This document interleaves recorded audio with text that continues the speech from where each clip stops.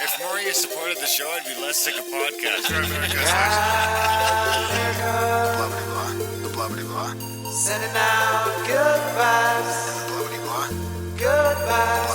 Blah Good vibes. and the blah blah blah. Good vibes.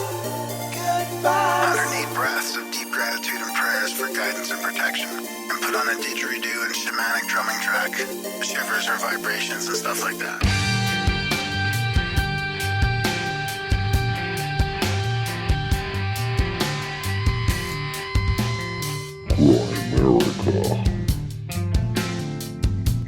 I think it's probably just an ancient diet. I mean, I just think it's kind of connected to the hunter-gatherer way of being. I mean, you basically hunt your food and then you eat it, and that's your food for the day. Welcome back to the Grimerican Show. We are going to be chatting with friend of the show, friend of ours, all-around great guy, Brandon Powell, a little bit later. And then, of course, we're going to have the trailer for our episode, our latest Rockfin episode with Emmanuel Kingman on the Book of Enoch, popped in between the intro and the interview with Brandon. So, yeah, double whammy. Maybe you guys want to go check out that Rockfin stuff this week. I mean, I think we must have like 30 videos or so up there now. I'm getting up there and some great content. Rockfin.com. Exclusive videos, yeah. Yeah, rockfin.com/Grimerica if you want to check that stuff out. That's always over there. That's where we stream the Grimerica show now, too. I mean, we've got as many Rockfin subscribers now. Like, we're within a few hundred from Rockfin to YouTube. Because it's like YouTube just stopped. Oh, fucking not doing, subscribers, but I guess they would be called subscribers. Yeah, followers, whatever. Oh, my okay, fucking well. cats chewed my fucking Oh no. Beats headphone. I don't know if the cat chewed it or if Maybe it got we should caught on the really- wire. maybe that has to be a cat free. I never thought about the electronics and the cords. Yeah. She's going to have a hard time with that. I know. That's her spot up there. Eh? That's I like know. her little home. Maybe we could just move that thing out of here somewhere else. I mean, it could have got caught under the tire. I mean, it's never happened before. It could have been my fault. I don't like how that cord was so short. Which cord are you talking about? My headphones, my Beats. Oh, yeah. You know what I should get? You know what I'd like to get is wireless ones, so that if I have to go to the bathroom or something, because the main problem with going to the bathroom during an interview is that you don't know what got asked, or you can't. It's a tough thing to do. But if I had wireless headphones, I could just head out. I still hear everything. Yeah, I could go for a jog, come back, ask some questions. I doubt you'd be going for a jog. I mean, hey, take it easy. I've been thinking harder about jogging. It's coming. I got my running shoes. It's cold though.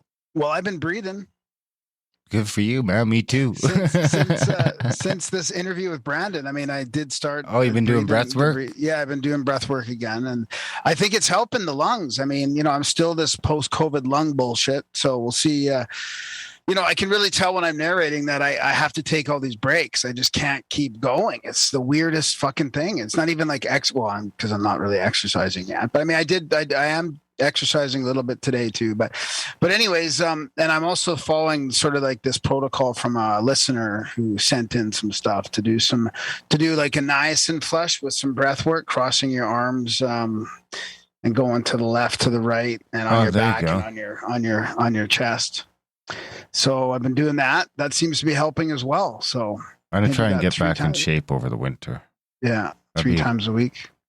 Let's see who can be in better shape by spring. That'll be a good little contest for us. Yeah, sure. Let's do that. I mean, we both win. Everybody wins. Everybody wins. There's no real way to measure it. Maybe we could come up with a fun way.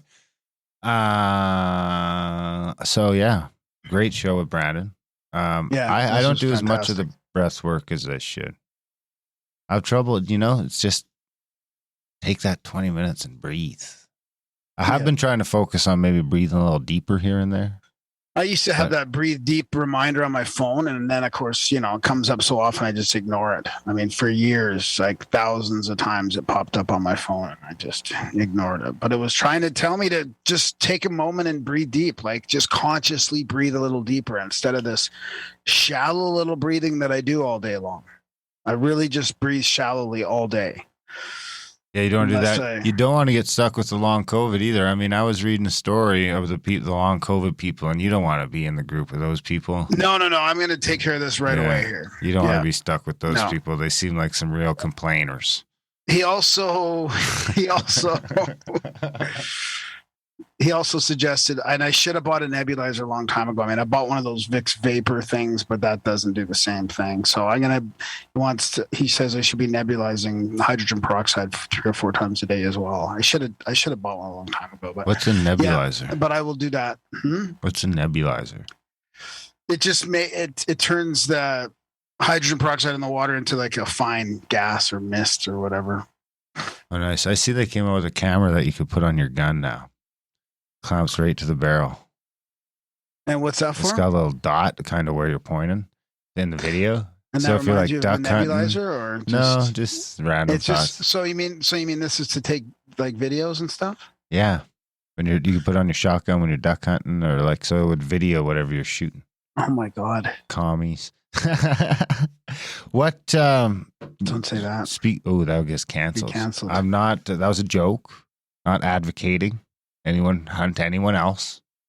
But speaking of hunting, you're coming out in the field. I mean, next week's a big week. I'm going to come out in the field. Yeah, I'm going to hopefully this wind problem I have is going to be fixed by Thursday. It won't be in 5 days. Yeah, I mean, last time was really just like a 4 or 5 hour, hunting moose, kind of got lucky. But this time we're going for elk. I mean, it's going to be, you're going on you mean the last Canadian time I went Area out, right? 51. Yeah. On the base. You're going on the base. You're going to get briefed. And we're going to go on the base. And it should like really calm you down about the capabilities of the Canadian military.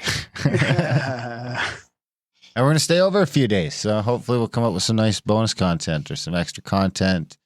Maybe take some video, all that sort of stuff as we go out hunting elk, which are probably one of the hardest big game to hunt. Why is that? They're just hard. They're smart motherfuckers, man. Oh, really? They're smart. Really? Like you notice the difference and they work between in a them and deer and- herd Oh, wow. mentality instead of like deer are sort of loners. Sometimes they herd up.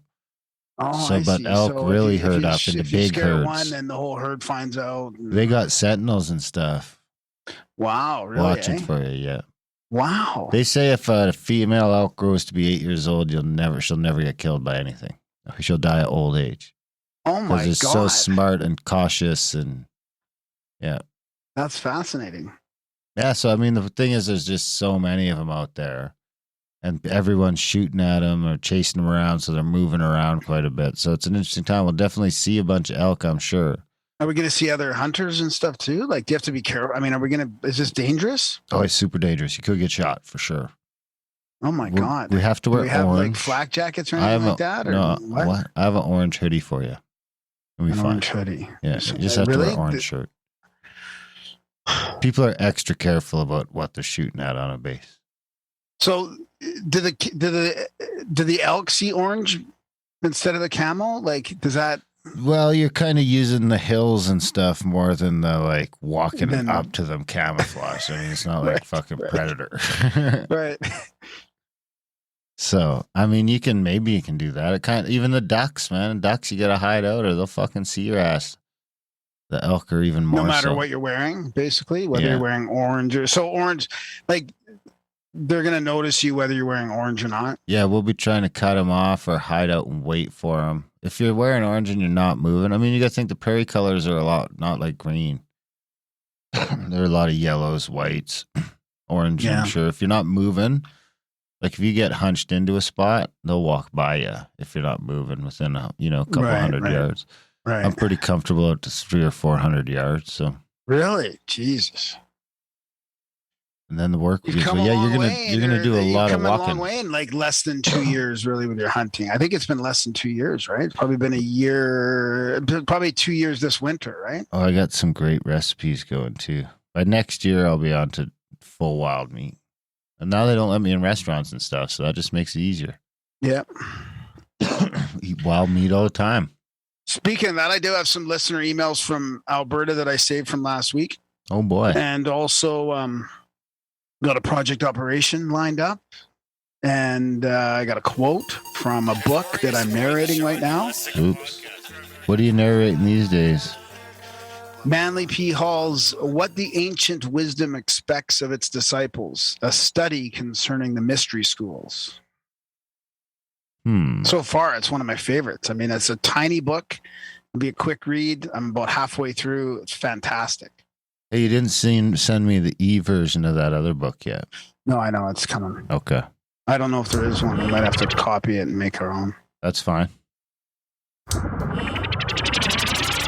What's that noise? Looks military to me. Definitely military. Probably classified, too. Dish Fire, Prism, Sentry Eagle, Sigma, Mannequin, Artichoke, MK Ultra. Operation Project. Okay, this is a huge disclaimer here because it's Oh, from boy. Wikipedia. They're all from Wikipedia. I mean, No, we they're should not just all have a from disclaimer Wikipedia, in the no. jingle. No, they're not all from Wikipedia. We should have had a disclaimer in the jingle from Wikipedia. Yeah. And because this is a Russian one. I just have this, like, anytime this Russian stuff is involved, you just never know what to believe. That's the feeling I get. This is Operation You don't Infection trust Russians? Is that what you said? with a K. No, I don't trust what we say about the Russians Oh. or Russians. No, I don't trust any of it. All right. So you This don't is trust what Operation we say in- about Russians or Russian people. Or the Russian government. Okay.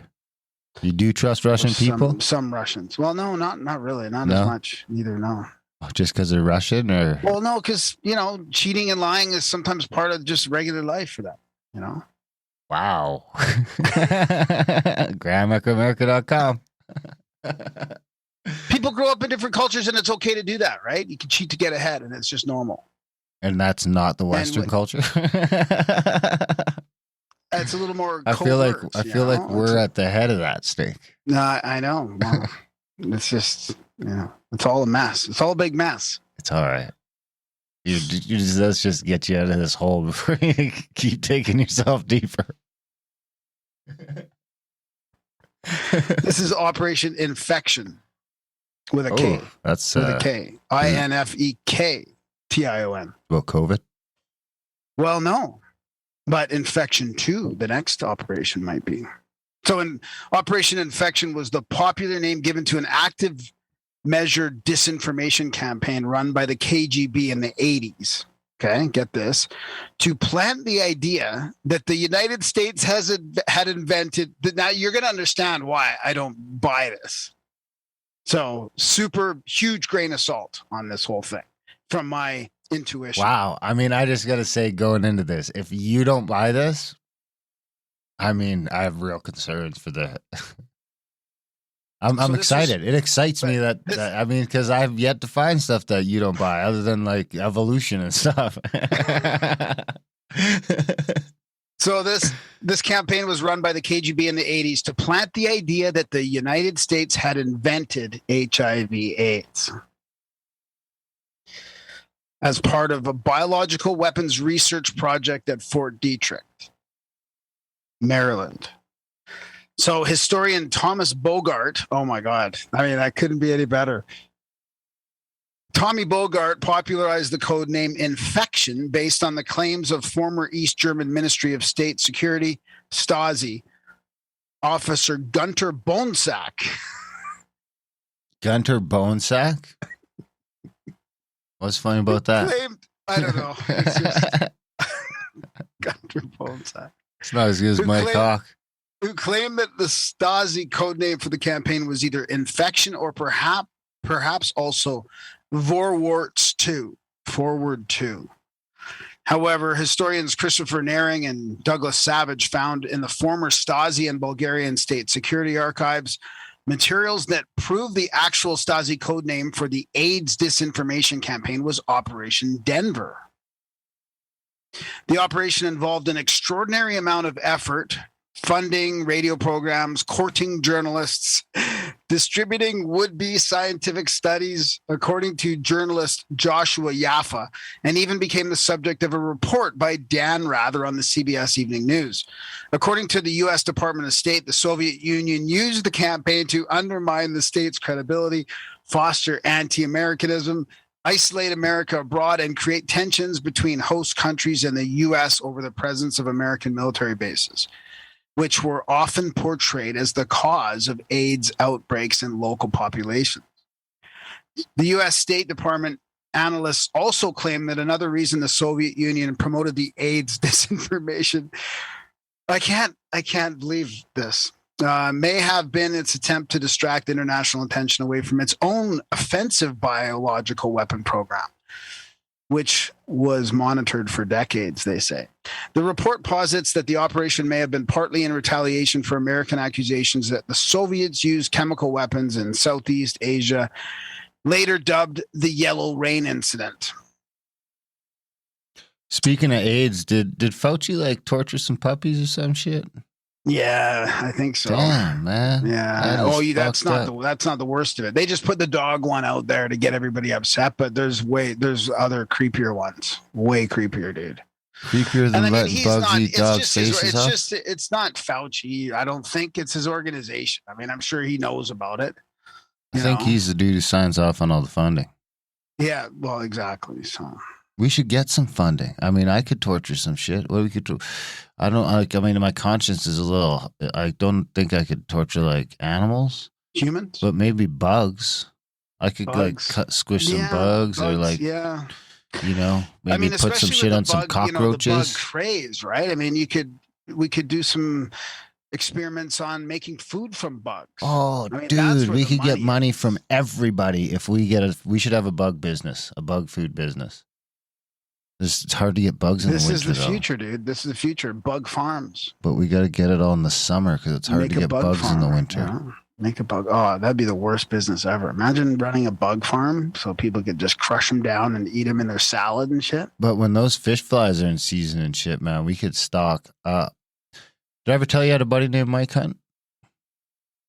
Really? His name was that? Real. What happened to his parents? Mike Hunt from Newfoundland. I don't think they thought of it, man. I really don't. His name was Michael.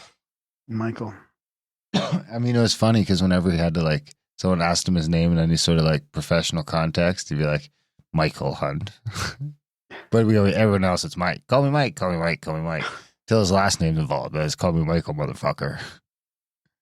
It was on his ID. It was funny shit, man. It was like, so some of the funniest shit I ever seen. He got teased a lot. Oh, yeah. And we were in our 20s. All right, continue with your Wapo. Oh, I thought you were going somewhere with that. No, well, you had, I don't know where it came from. Oh, we had I said, because you were laughing about Buddy's name. Boner sack or whatever. See, this sounds like a whole CIA thing, really. I mean, you know. Continue.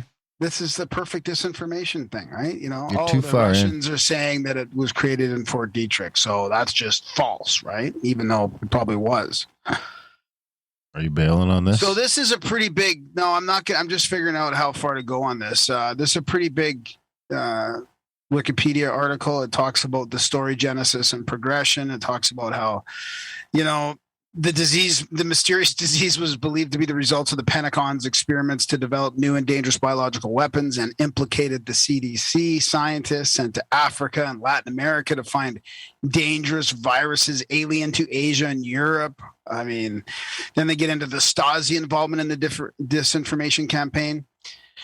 It was difficult to determine the exact role of the Stasi in this AIDS disinformation campaign, given that around 90% of the records of its Foreign Intelligence Division were destroyed or disappeared in 89 and 90. And then they get into Operation Denver, with the goal of exposing the dangers to mankind arising from the research, production, and use of biological weapons, and also in order to strengthen anti-American sentiments in the world and to spark domestic political controversies in the USA. And then they get into the AIDS issues since 1985. there was these complex active measures regarding the issue since 85. Oh my God. Then they get into the Siegel report, disinformation methods. So they talk about this exploded across the world. It was repeated by Soviet newspapers, magazines, wire services, radio broadcasts, and television. It appeared 40 times in Soviet media in 87 alone. Ooh. It received coverage in 80 countries and more than 30 languages. I don't know. This is just crazy. So now we get to infection 2.0. Now, here again, total grain of salt, huge grain of salt, because this is from the BBC edition.com. Infection 2.0, the Russian-inspired Chinese operation intended to make people forget the origin of COVID.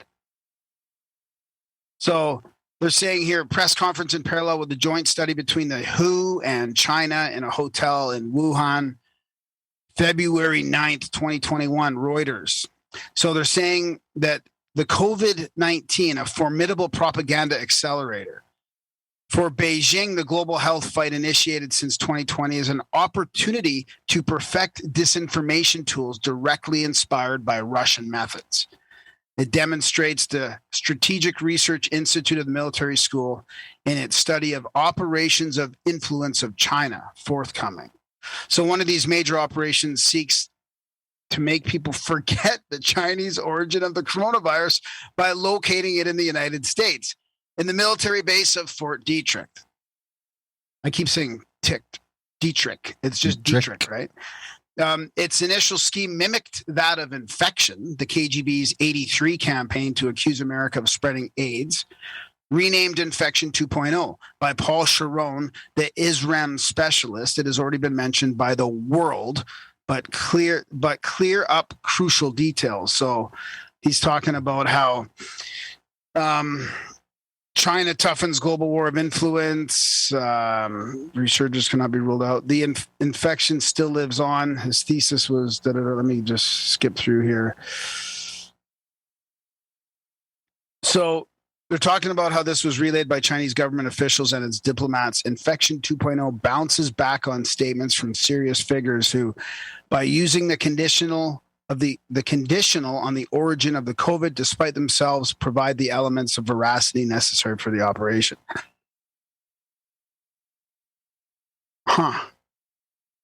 So I don't know. I mean, how are they doing this? What, by trying to say it's, this is the U.S. is involved and it was made in Fort Detrick? I mean, I don't think this has worked. I mean, nobody's fucking forgotten that it was from the Wuhan lab. I mean, and whether that was even true or not, who knows? But I definitely don't believe this BBC article. They're just blaming Russia again. Blame the Russia. Russia-inspired. See, now they're just saying the Russia-inspired Chinese operation because it has to do with something. Because it mimicked the infection thing from 83. So they're just recycling bullshit narratives. Propaganda.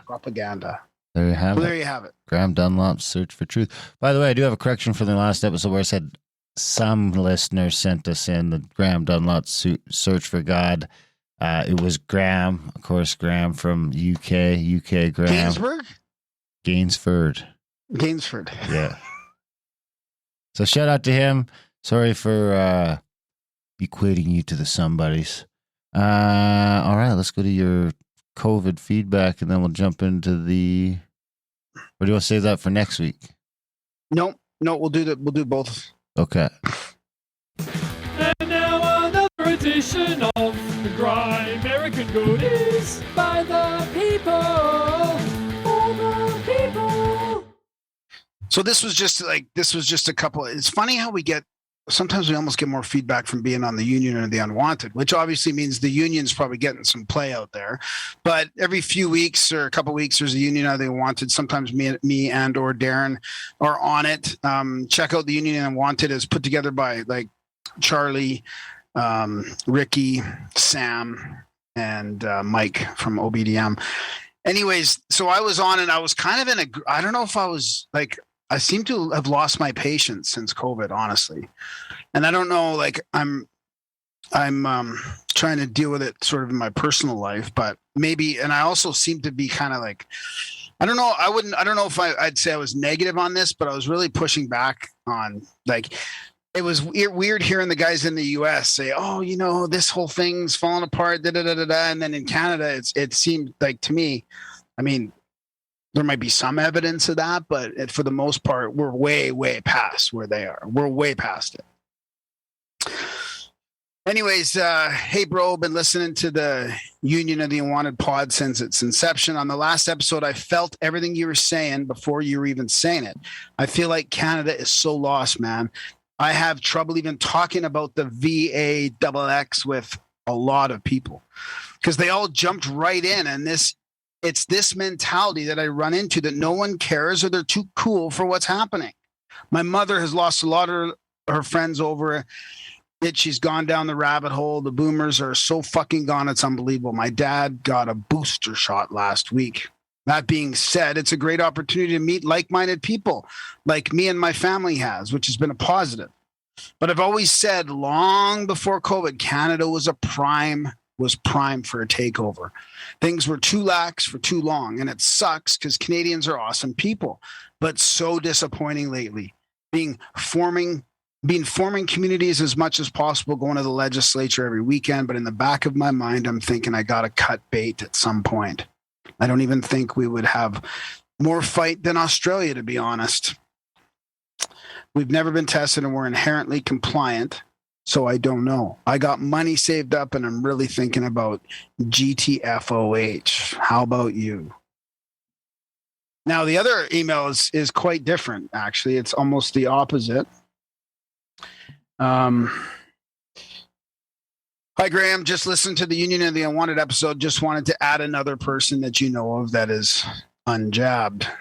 I've been threatened with termination, but held strong. I also have 2 close friends who aren't vaccinated, and there's no way in hell my daughter will be getting it. I will homeschool if I need to. So sick of this bullshit. It doesn't make me want to fold over and give in. I want to fight harder. I want people to see that these vaccines are a failure. But I guess we will have to wait and see what happens this winter. Since in Ontario, the UV are not allowed in any non-essential businesses for the most part. Anywho, just wanted to let you know that there are still some of us around. Thanks and have a good day. So there you have it. Thanks for the feedback, the support. Graham, losing my patience, Dunlop. Yep.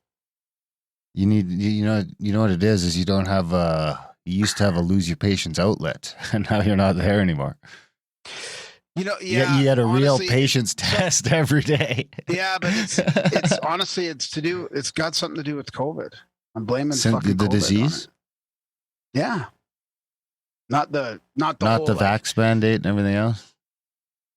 I mean, it might all be part of it, but Probably no, I have a part of it. feeling that something happened up in my head Oh, from that fucking bioweapon attack. From when you were attacked. Grimerican.ca/support, guys. Hang on, I got a quote from the book I'm reading. If you want to hear it. Of course I do. I don't have a jingle ready though. You don't have a jingle? Okay. So this is from that What the Ancient Wisdom Expects of Its Disciples study concerning the mystery schools by Manly P. Hall. Fantastic book. I think it was written originally back in the early 1900s, 1930-ish. And here, this is it's so awesome to hear them push back on materialism and commercialism and all, but it's hard to imagine that they knew that it was so bad even in the early 1900s. But I guess since the Industrial Revolution, I mean, it must have been going on for a couple hundred years, the commercialization of things. But here's a quote from the book. Today, as never before, men are turning to search for their gods. Or we should say they are rather turning away in disgust from our age of materiality, which is slowly crushing the beauty and spirituality out of life. Our materiality is destroying the souls of men. It is breaking apart. It is breaking the heart of the world. It is stifling the finer side of every nature. And something within man is revolting against this unnatural oppression. Many who have never given it thought before are now wondering what the end of it all will be. How far the human race can involve itself without bringing the entire structure of modern ethics crashing down in ruins. Pew, pew. Pretty relevant. Yeah, he was ahead of his time. Totally. Grimerica.ca/support, guys, if you can. If you're getting some value from the show, maybe you think it's a free show. We try not to make it a free show. It is free for everyone to download and share and listen to all the time. But we're hoping that if you're getting some value from the show, if it's adding some value to your day, your commute, your work, your whatever the fuck you're doing when you're listening, maybe you could send some value back our way over at Grimerica.ca/support. Whether it's $1 a month, $2 a month, $100 a month, we'll leave that up to you. $5 seems to be the sweet spot. $5 or $6, it's like $1 a show. If you want to get caught up, the episode number, you know how to get caught up. You can do one-time donations there as well. Check out the audiobooks over at adultbrain.ca or type Graham Dunlop into your favorite audiobook player and see what pops up. If you buy those, that also helps support us a little bit. And sign up for Grimerica Outlawed, our other show. You can get a bunch of free episodes over there as well. And if you sign up for Plus, you get more episodes, an extra 20 shows and counting, and the extra hour. AmericaOutlawed.ca. And of course, guys, we're going to play this. We got what did he change his name to again? Emmanuel Kingman. Trailer coming up here. Play that. That's about 10 minutes long. And then we'll jump into the fantastic chat with our friend and modern day shaman, Brandon Powell. So we got the Tale of Two Enochs. There's two different Enochs, and this is why some people confuse the Enoch we're going to discuss with the Enoch that is associated with Hermes and Thoth. Right, yeah. Yeah, so Enoch that's associated with them is said to have, Gary Wayne says, is the one who had brought down different ways of making weapons and all this different stuff that God didn't want, which the book of Enoch says it was different angels, different fallen angels that did it, but Gary Wayne says that it was Enoch. So he was the son of Cain, which was the third generation from Adam, and he had a city built in his name. And other than that, there's not really too much you can find about this guy. So Gary Wayne really dug deep in order to find what he found about him. So the Enoch we're going to focus on is the son of Jared, who's the seventh generation from Adam. He was born 1,000 years before the flood. He was Noah's great-grandfather. He walked with God. He lived to be 365 years, and he never died, but instead transformed into the archangel Metatron. He was raptured. So the archangel Metatron had been the Hebrew prophet Enoch and became an ascended master whom God transformed into the powerful archangel Metatron. In Genesis 5:24, we learn that Enoch walked with God, and he was not, for God took him, which means, he just disappeared because God took him. He raptured him. According to Gershom Sholem, the Hebrew mystic and scholar, the prophet Enoch's flesh was turned to flame, his veins to fire, his eyelashes to flashes of lightning, his eyeballs to flaming torches. He whom God placed on a throne next to the throne of glory received after this heavenly transformation the name Metatron.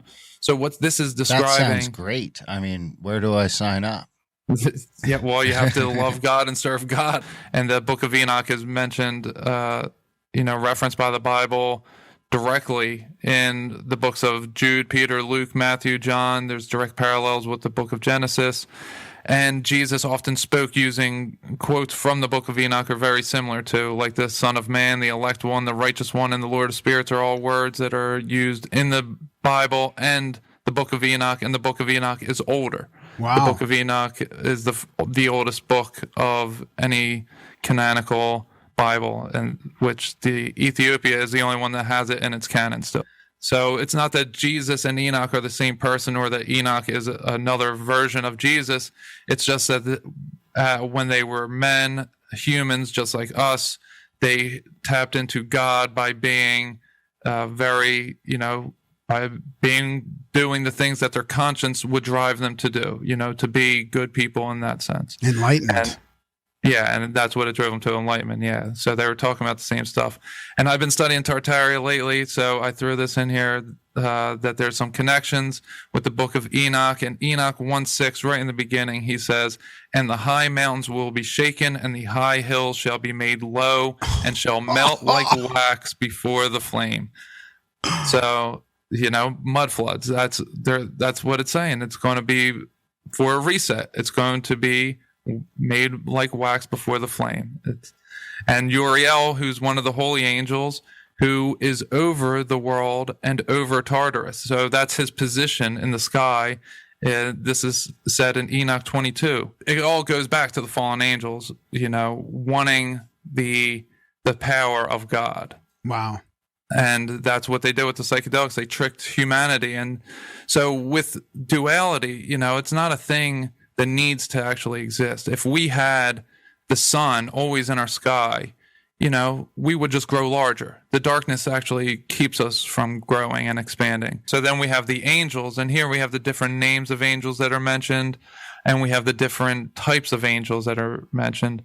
So the different types are the Ophanim, the Seraphim, and the Cherubim. Now the Seraphim is the serpent beings, the Chinese dragons, which is Satan, is a Seraphim.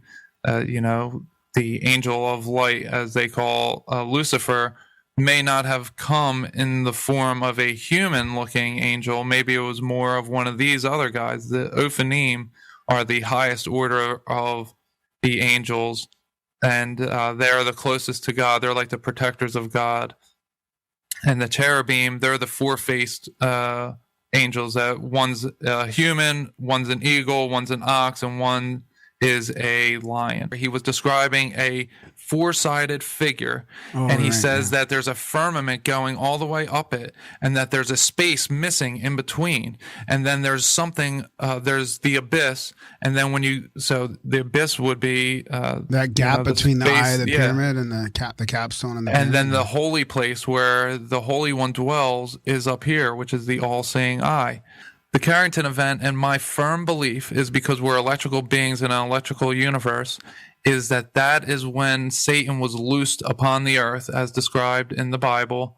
It was some kind of electrical transference that then started the downslide of civilization, because Satan has taken his reign on earth. I literally had demons chase out of me. I had an injury happen to me, 400 pounds of chicken and cheese. I'm a truck driver, so 400 pounds of chicken and cheese fell on me. I fell back. The whole thing fell on me. I landed on my root chakra, and I feel a crack, and I can see in my third eye, see psychic sludge just coming out like a big old turd coming out of my root chakra. And over the course of 3 days, I was burning tobacco in a fire for the first time ever, because I just got the sense to do that. And apparently that's a Native American ritual to ward off evil spirits. And then I drank this tea, and I was laughing with my daughter and my girlfriend, and I became very ill feeling all of a sudden, and I hurled 2 times, and nothing physically came out, but the demons that were released from me were incredible. And the immediate feeling I had was that I was saved by Christ. Wow. And I mean, it was just immediately, that's what I knew happened, that I was saved by Christ. And I throw open the door, and mind you, I couldn't walk because of this injury. That really hurt me. I was right on my tailbone. And I throw open the door, and I say it to my girlfriend. I'm like, I was just saved by Christ. And she said she knew that was about to happen, that I was going to say that, because I threw up and nothing came out, but it was just like boom. And I was in bliss. I was in a state of bliss, or state of nirvana, as the Buddhists say, for 10 days straight. Like that feeling you get when you're on mushrooms. I've come to all this stuff because of psychedelic trips. When I battled the beast with 7 heads and 10 horns in the book of Revelation, and I'm like, oh, that's a real thing. It had the face of a lion turned into a dragon. Then it had 3 long bear claws on this short little T-Rex arm. And that's exactly as it's described by Paul in the book of Revelation. Holy shit. What's weird is here locally, I think that, because there's a satanic temple here, you can sign up on the lines. And I think they're the only ones who now have written into their, because, well, in Alberta, at least, and in Canada, if you want a religious exemption, there's like a bunch of fucking crazy things that have to be in place. And one of them is there has to be a specific thing in there about vaccines. Wow. Yeah, because I talked to the Human Rights Board a couple times last week, and the local satanic temple has gone and written into their stuff that they don't agree with vaccines. Wow. So, I mean, I just think that's an interesting caveat, that they seem to be the only place in Alberta, at least, because it seems like all the other religious places in Alberta have said, "No, it's fine." God said it's fine.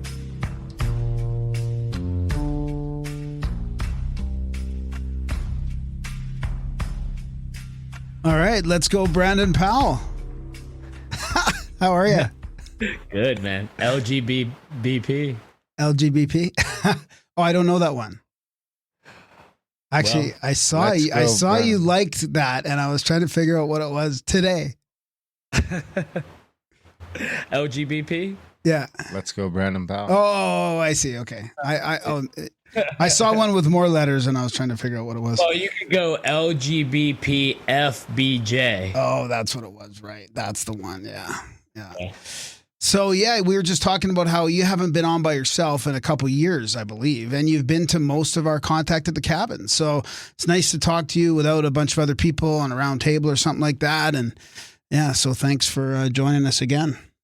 Thanks for having me, guys. Yeah. How's it going down there in the US of A? It does seem to be quite different than up here in Canada, where all the provinces are pretty much very, very, very similar, you know, and how they're handling everything. Yeah, I'm right. I'm in North Carolina, so I'm in the South, but I'm in the I'm in the state where there's a lot of colleges, and I would say we are a battleground state. You know? But it's interesting because we're a red state who has left politicians. Wow, so, that's super interesting. Yeah, so it's a really interesting place, and North Carolina is great. And I'm it's a good travel base. I have a major airport right next to me, and I can move around a lot. So at least it was, a couple of years ago, a good spot to be moving around. Now, I mean, it's still good, but it's how traveling is these days. Oh yeah. Yeah. Are you or are people getting fed up with the red and blue, the right and left, and nobody's sort of really doing anything about this problem that we're going through? Or are you seeing a difference down there, like in other states? Well, it's interesting. It's interesting traveling around this year because there was really no traveling in 2020, very little at least, and then 2021 I've been traveling a bunch, and I have, maybe it's just the crowd that I find myself in. But I find myself with folks who seem to be, I would say they're either, they're not questioning it too much, but they're ready to move on, or they're, they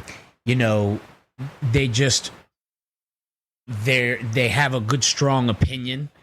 And maybe they're not voicing it because, we're in a group of people. But, whenever I find myself traveling, I'm in a setting of a group of people. Some people are very vocal about how they feel. Some people don't say much of how they feel. I'm sure there's a mixed bag, but people are still all coming together. And so it's I feel that most of these people are in some way beyond the narrative that's being pushed and keeping people inside or not coming to events that I'm at. Yeah, that could totally be the sort of like the biohacking, the type of people that you're meeting up for sure seem to be open-minded, willing to go through all this stuff personally, and I feel like like the people that we had at the contact of the cabin is fantastic. Everybody's jumping in the ice bath, no problem. Everybody was very like, let's just go do all this stuff. Like the risk. Like let's just go continue on with this whole thing. Yeah, it was a hardcore group. I mean, but everybody, you could talk about absolutely anything to anybody. Ice baths in the garage right now. Fill it up two more times before winter if you want, big guy. I might have to practice to get across the border, Brandon, in that thing. To get through the infrared, I'll be under the ice for like 10 minutes. Yeah. Get Darren to drive across and get a stake set up. We'll, how long can you, you could get scuba gear. Yeah, that's true. I don't know. Yeah. Scuba gear. If you're a bitch. Just a little straw underneath the water. I mean, getting you into the country for Arizona could prove to be a struggle.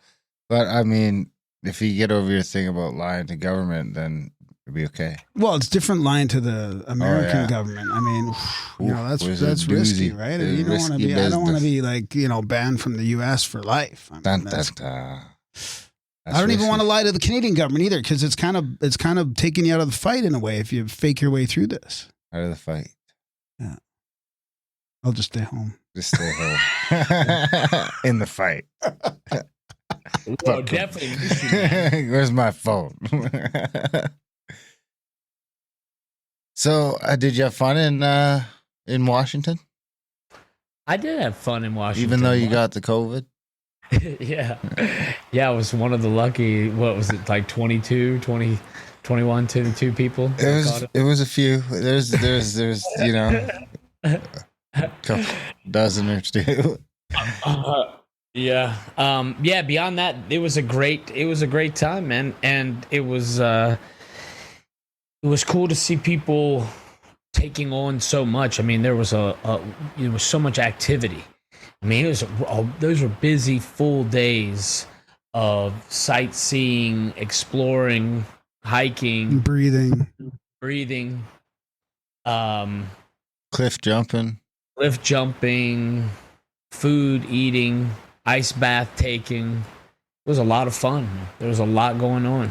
I really enjoyed the ice bath. I feel like there was some power in the group that really, I mean, I don't think I could do it as easy on my own, but I mean, really in front of the group. And actually, I did go do it one morning on my own afterwards. It was a little less cold because it wasn't full of ice. But it's like water. But no, it's still outside almost water. freezing. I mean, almost freezing. Yeah.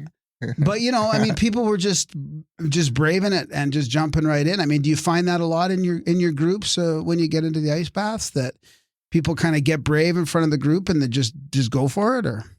Well, yeah. I mean, for the most part, if you're coming to one of my workshops, you're getting into the ice bath. So we have people that I would say maybe do it for just because they're interested in hanging in with the group. But then I think there are people that are genuinely really wanting the experience, wanting to get through it, or wanting to see what it has to offer them. I mean, that's always been the angle that I came at it from, or tried to come at it from. It's just cold water, and there's something that, there's something that's inside of us all that responds to the cold, and how it might emotionally affect us, physically affect us, how we feel that our body is going to respond, how we don't really know, that question that's up in the air when getting into it. And the group really kind of helps you overcome that. When you have that there, it makes it, you feel more powerful, more empowered, and somebody will save you if you were drowned. But but no, I mean, really, it's just the power of the group is without a doubt. And it's very interesting too, because we're tapping into vagal tone and vagal response, in the brain. And there is this thing known as polyvagal, the mini vagus. And the idea is that when we have this group experience where we're all tapping into this aspect of the mind and doing it together, it makes it more powerful, more resonant. So the group experience, like coming together, even if it's with a group of people that are unknown, like they're not people that are your friends, but you're all there for a shared experience. And that experience, based on getting these like vagus responses, these vagal responses, when that happens, like I said, in the group, we get this extra lift, so training in the cold is powerful. And if you do it, by yourself, it definitely is a great practice and something that, when you can train solo, there's a lot of power in that. But within the group, there's something that brings the energy up even more, turns it all the way up to 11. And there's something really unique. And so we saw it. I wasn't sure how people would react, but everybody was really literally just jumping in. Yeah. That's fascinating. So there's something about what happens to our vagus nerve in that situation, and it starts, I don't know, is it the vibration or the frequency that it's at, and it starts resonating with other people's vagus there as well. I mean, well, to be honest, I'm not a complete expert in vagal. It makes sense, though. I should say polyvagal response. I have read a good bit about it, and from what I can gather, so for instance, one of the best ways to kick the vagus nerve on is to vocalize. So that could be as simple as breathing, especially breathing audibly, right? Or it could be humming being probably one of the single best ways. So when you think of like all the numinous, spiritual, religious practices, these practices utilize incantations, mantras, various things of chanting, types of humming and vibration that ultimately done within the group, like within the church or within the group of monks, the idea that doing this together really invoked a very powerful thing that was only there because of the group. And I don't know, there's a lot to it. The idea that when doing the breathing work of the method that I teach, it's very simple, but the breathing definitely, because it's such a engaging practice, it really brings vagus response on. I mean, there's been a lot of brain studies done around this particular method and around Wim Hoff, for instance, and the practice, like let's say within a rhythmic entrained response. So we're doing it to music, to a beat, and we're trying to really hold that that cadence so that you really get this effect. You derive it from putting in this little bit of work, the breathing, hanging into the rhythm, and then the breath hold, and all of that connects. So the vagus nerve, the way that it works is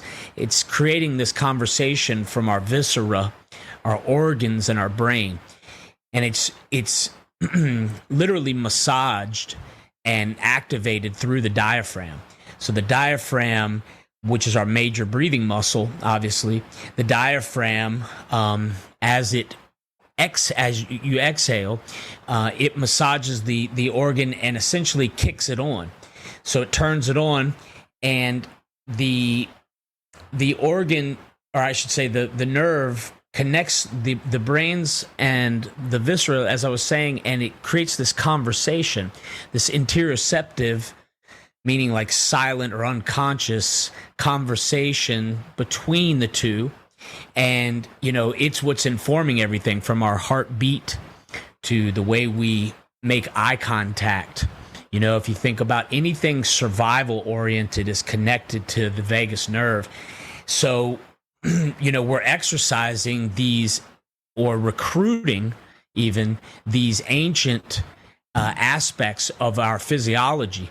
And a lot of times, because of the way that we live our life and modernity, we have escaped, exercising these particular things about our physiology, and that in turn creates atrophy. So we lose, the ability to something that was connected to us for hundreds of thousands of years. We lose that as we progress in some ways. And the idea of the practices that we do are to really invoke these things and make them a part of your life, so that you have, I guess, as an overall idea, health, happiness, and strength, and that's chemically speaking. And we can get into the chemical derivatives of what is health, happiness, and strength. But on the surface, and from just a general well-being, that's the idea of the method. And so that we're tapping into our natural endogenous pain relief, as we've proven, really connecting into endogenous like opioids and cannabinoids, and revving up the oxytocin and the dopamine and everything. And that's what happens through this practice and through exercising these nervous systems. And we can rewire our ability to feel good as a general thing. Like, you shouldn't feel bad. That's the idea of the method that I'm spreading and what we're doing. Ah, that's fascinating. Kind of creating a new baseline for contentment or feeling good. That's right. Yeah. Yep. And that almost explains the mechanics behind how, like, there are a lot of people at the event that we were just at had a lot of interesting experiences during the breathing. I mean, almost psychedelic, pseudo psychedelic in a way.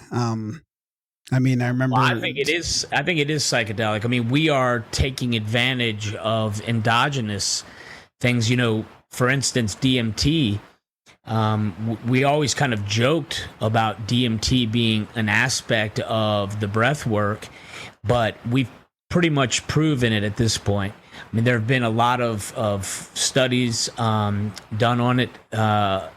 We can reference, I have a friend who did a documentary, and it's the name of the documentary is slipping my mind, but we could reference it maybe in the notes. But there's a lot to show that breath work is taking advantage of these things that are floating around in the system that we're not processing and really bringing it to the surface. So DMT is already there, but why don't we experience it on a conscious level? And really, it's in more things than it's not, but we don't process it properly. And obviously, when it is processed, there's something that's definitive, that's right there. But in the breathing, we've shown that just naturally, we have the ability to tap into these particular states that borderline consciousness and unconsciousness, and what's to really say what that is other than, the person being present or not, but consciousness and unconsciousness, especially when tethered into consciousness, so in other words, having one foot in and one foot out, which are definitely states that can be created through the breath work. And they're more to be experienced than really talked about. But in talking about them, when you attain them, you basically can disconnect from your physical experience of things. So I think these are the states that you've seen people get into spiritually in many ways, where they've been able to demonstrate overcoming massive amounts of pain in situations. People do all kinds of, aesthetic practices, basically just showing their ability to overcome pain in the body. But there are these spaces that you can get to where you, are teetering on the edge, and you may go over. If you go over the edge, it's best to be in a comfortable position and, laying down or something like that. But,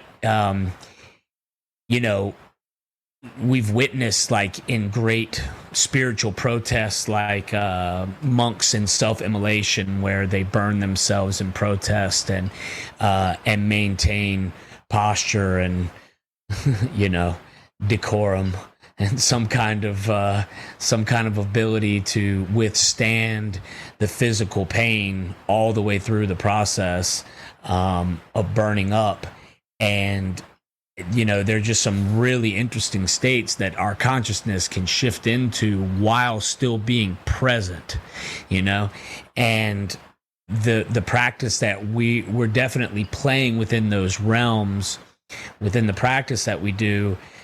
But it's a gradual way in, even though there's really no parameter. I mean, you could take this thing as far as you want to go. If you train hard in these arts, they will carry you very far, spiritually speaking. I mean, if you're after that, and I would say, and maybe asking you guys, more and more, I just get this this kind of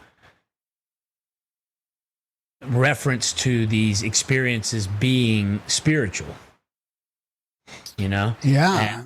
They are. People are crying this time, I think, right? I mean, there's almost always a crier in the group. There's always at least one, I think. Yeah. Well, a couple of people, I mean, they talked about being looking down from the ceiling, almost like they had a minor OBE kind of thing. I mean, I just feel like I can shoot lightning bolts out of my hands. Yeah, I mean, to me, But I chicken out a little bit, I feel like, too, like on the hold or something, I feel like there's a threshold maybe I'm not going over, but I do get and I mean, a lot of the time I'm working, so. Well, I think that they're great techniques for cleansing the system, and by system, I just mean the body, overall, and the physical body, the emotional framework that we have. It's great because it takes the prefrontal cortex offline when you practice it intensely, and you can really experience that where you're just not in a who, what, where, when, why type of framework. Instead, you feel very centered. Awareness becomes much more expanded, so that you're really paying attention to your surroundings, to your senses, to your body's sensations. And I think that this is the connection to the deeper aspects of, like I said, the survival mind. So it's great integration work. I do consider it very psychedelic in nature. I just think that it's great for psychedelic integration. So if you have peak experience in various types of framework, like you may go and have the massive heroic dose. I mean, the ultimate heroic dose on the top of the pyramid, right? I mean, it's just the as far out as you can go. You can have that experience, but if you don't bring it to life to actually mean something, if it's not going somewhere, then it's just kind of lost. Yeah. I mean, you can have a picture about it, but to me, there are, people look for the micro doses, I guess, of types of work to do. And I think if you're going to do a micro dose, the work that I'm doing is one of the best ways to micro dose something, because it's just engaging these, aspects of the physiology that are, autonomic, but are in our control. So using the breath work to actually try to get a specific result. This result is to better be able to, say, process CO2 so you're a better breather all the way around, or to be able to reshape your breathing so that you can breathe properly throughout the day. Exactly. So, practice for actually being conscious of your breathing throughout the day. Yeah. Right. Well, even better, think of it as an upgrade to your autonomic system. So by practicing for just 20 minutes a day, you don't have to be conscious all day. If you practice for 20 minutes a day in this engaged type of way, then you're heightening the system throughout the day. You should be priming yourself to be breathing properly throughout the day. And by doing that, you don't have to think about it. It's the upgrade on the autonomic system. It's rewiring the nervous system. That's really what is necessary in so many ways. So when people are talking about biohacking or whatnot, they're, in my opinion, just trying to optimize the system, which in our DNA has the potential to be highly optimized. Yeah. You know, I think that we have if you look at our primitive self, the native or the indigenous man around the world, they have they show up basically the same. I mean, they could seem totally different. You could take people from the mountains of Mexico, or people from various regions of Africa, and or go to Australia, wherever. I mean, the idea that the indigenous man is still around in various places, South America and so forth, we can look at their structure, and they move in a very similar fashion all the way around the world. And they also have these specific capabilities, like namely being able to run extremely long distances in all cases. It's part of our DNA, and the way that body holds up to where some of these say distance runners from various regions have the ability to run into their 80s and 90s, their elder years, where they're really still running at a good click, and the body holds up. So my point is that we have this structure that is given to us by nature, and it's coded to be healthy and strong and safe and functional for our entire life. We shouldn't break down. But because of modernity, we set ourselves up to basically break down. We ignore a lot of the things that, if we exercised, would give us much more vitality, and by not exercising them, we essentially let them atrophy. And so we're going back in and recruiting these particular things, and we can really do it all, like turn on all of these things, by just engaging specific things. So by doing specific training, you can get at turning on all of the facets of these sort of primal, archaic qualities that shouldn't, in my opinion, be lost. As a matter of fact, they should always transcend with us. I mean, with the human. I mean, and I think there's a lot of people who believe like this. It's just, it's finding the way to unify it all, because I don't really see any difference between the spiritual practices, or just living life. I mean, I just think it's all the same. And if you're doing it right, you're deeply connected, and I think that we're just, we've lost a lot of that because we're so well adaptable to whatever it is that's in front of us. Yeah. I don't know if I ever told you about my experience with this breathing vision quest that I had about, I don't know how long ago it was, maybe 8-9 years ago, maybe. Before the show? I can't remember. I gotta try and figure out if it was before the show. But thinking back on it now, it was like a Kundalini awakening, I believe. But this couple went around doing these workshops, and they were vision quests. They had all this ancient instruments with going through these Bose speakers, and they would do this breathing. It wasn't the same style of breathing of Wim Hof. It was, I can't remember what the type of breathing it was.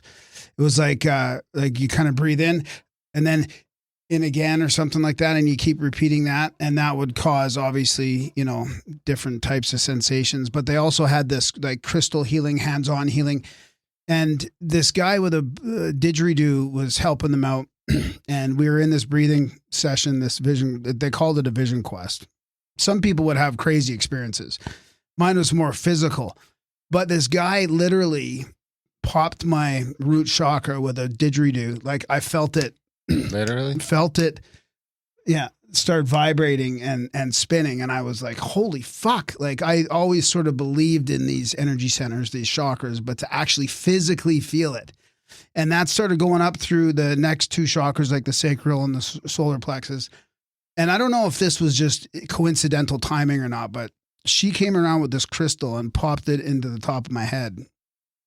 and there goes my crown, and it moved to my third eye, and that's all vibrating. And I'm thinking, oh my God, like this is my whole body. My whole body was vibrating as well at a different sort of frequency. And I felt these chakras spinning and vibrating. And I was thinking, the only did you thing know it left, was a chakra thing then? It wasn't scary at all? You weren't freaking out at all? fucking just bathing in it, basically. And then I thought, the only thing left is my heart and my throat. So that Kai, his name was Kai, he's this hands-on healer. He comes in, and my eyes are closed, of course, the whole time, whatever. He puts a hand on my throat and a hand on my heart. And he does his like coughing sort of healing thing. And he pulls his hands off, and woof, that they both just start going. And then he puts his hands back kind of like to check. And then he just goes like this. And he takes off, and the whole thing just flowing this energy through, and the chakras vibrating like I could physically feel it.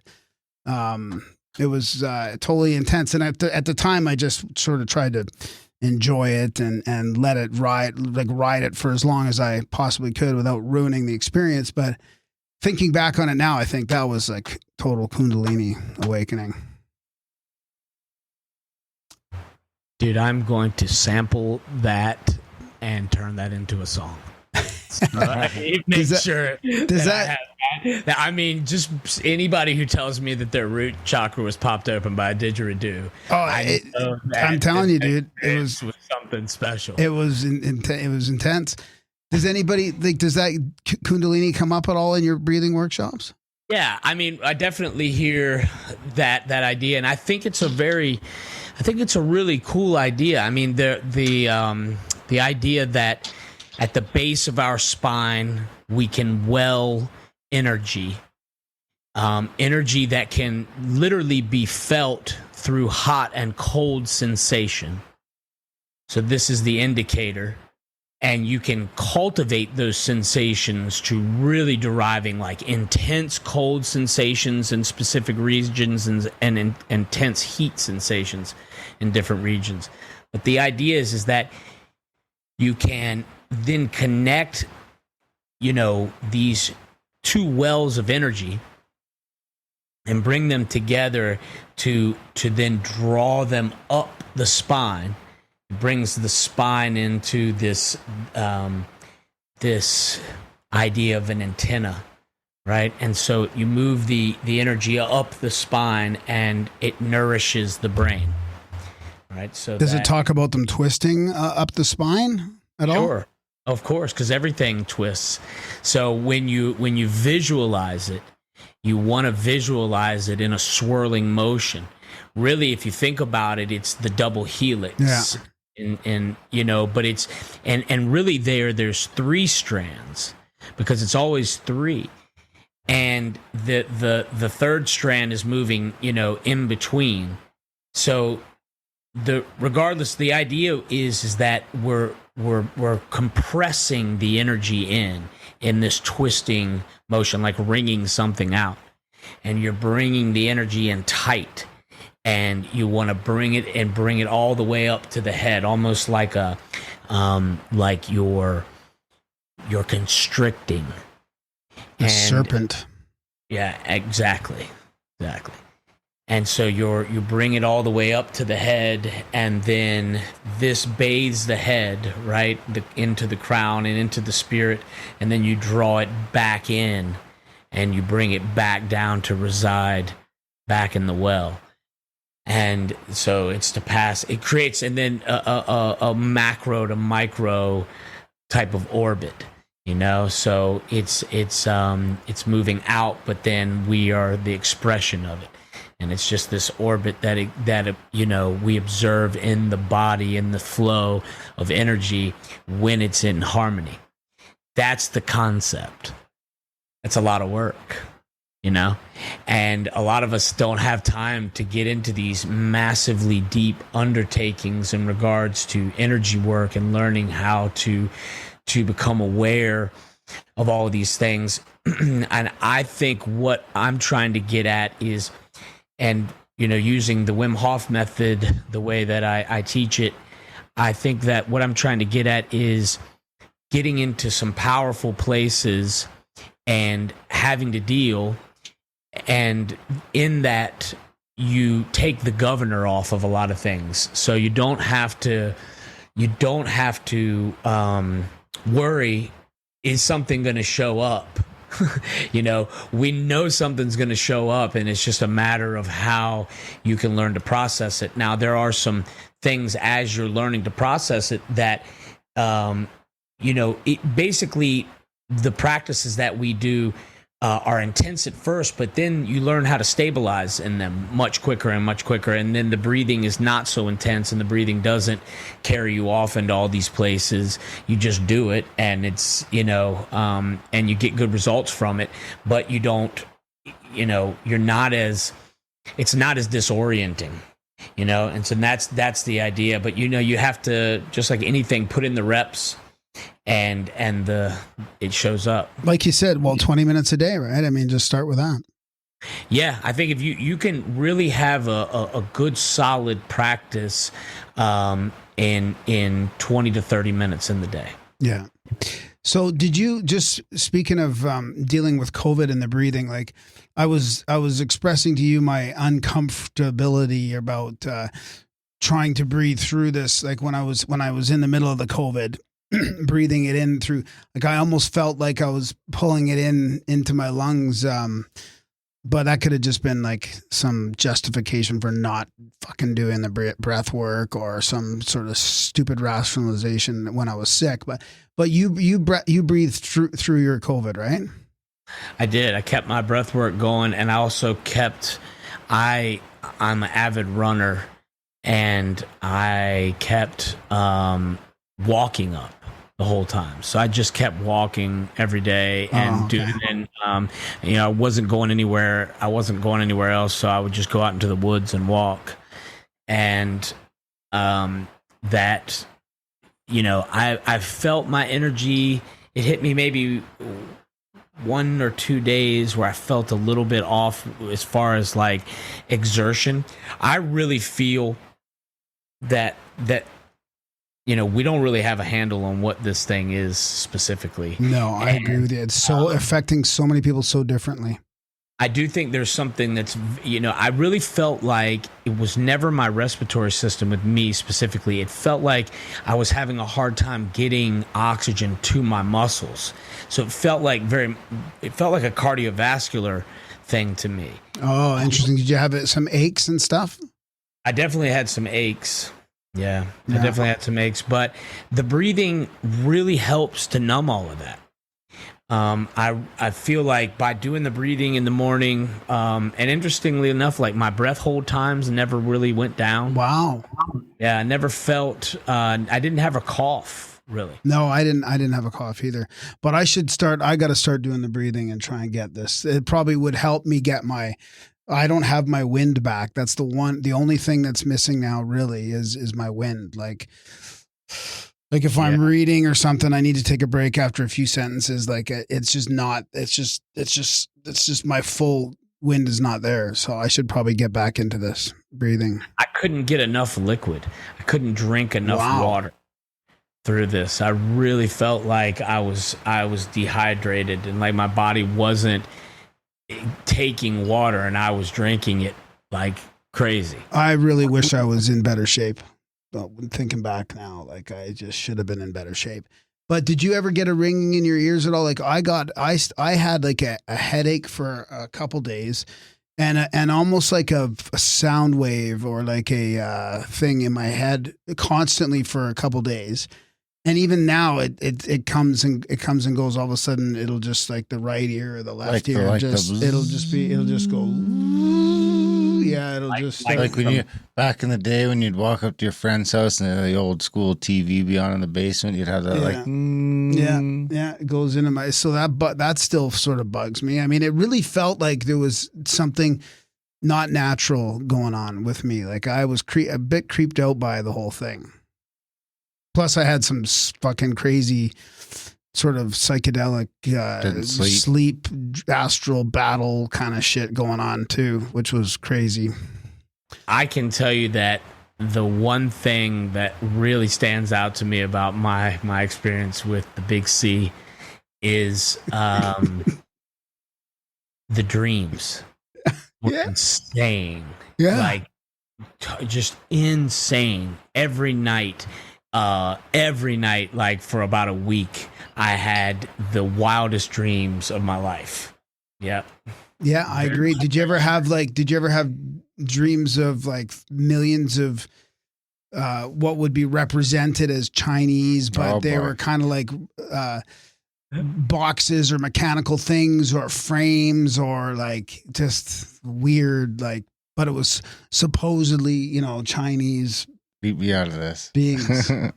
No Chinese.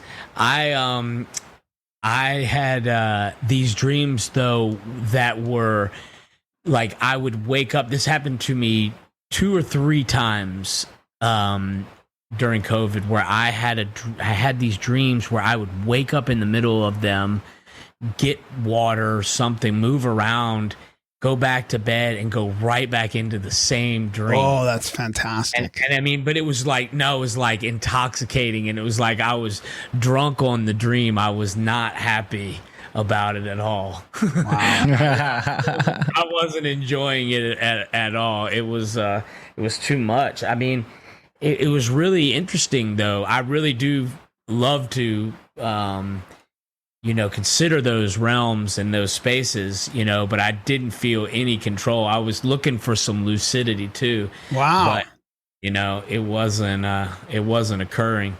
And I feel like most of my dreams, I have some lucidity in them. But in these, they were really out of sync.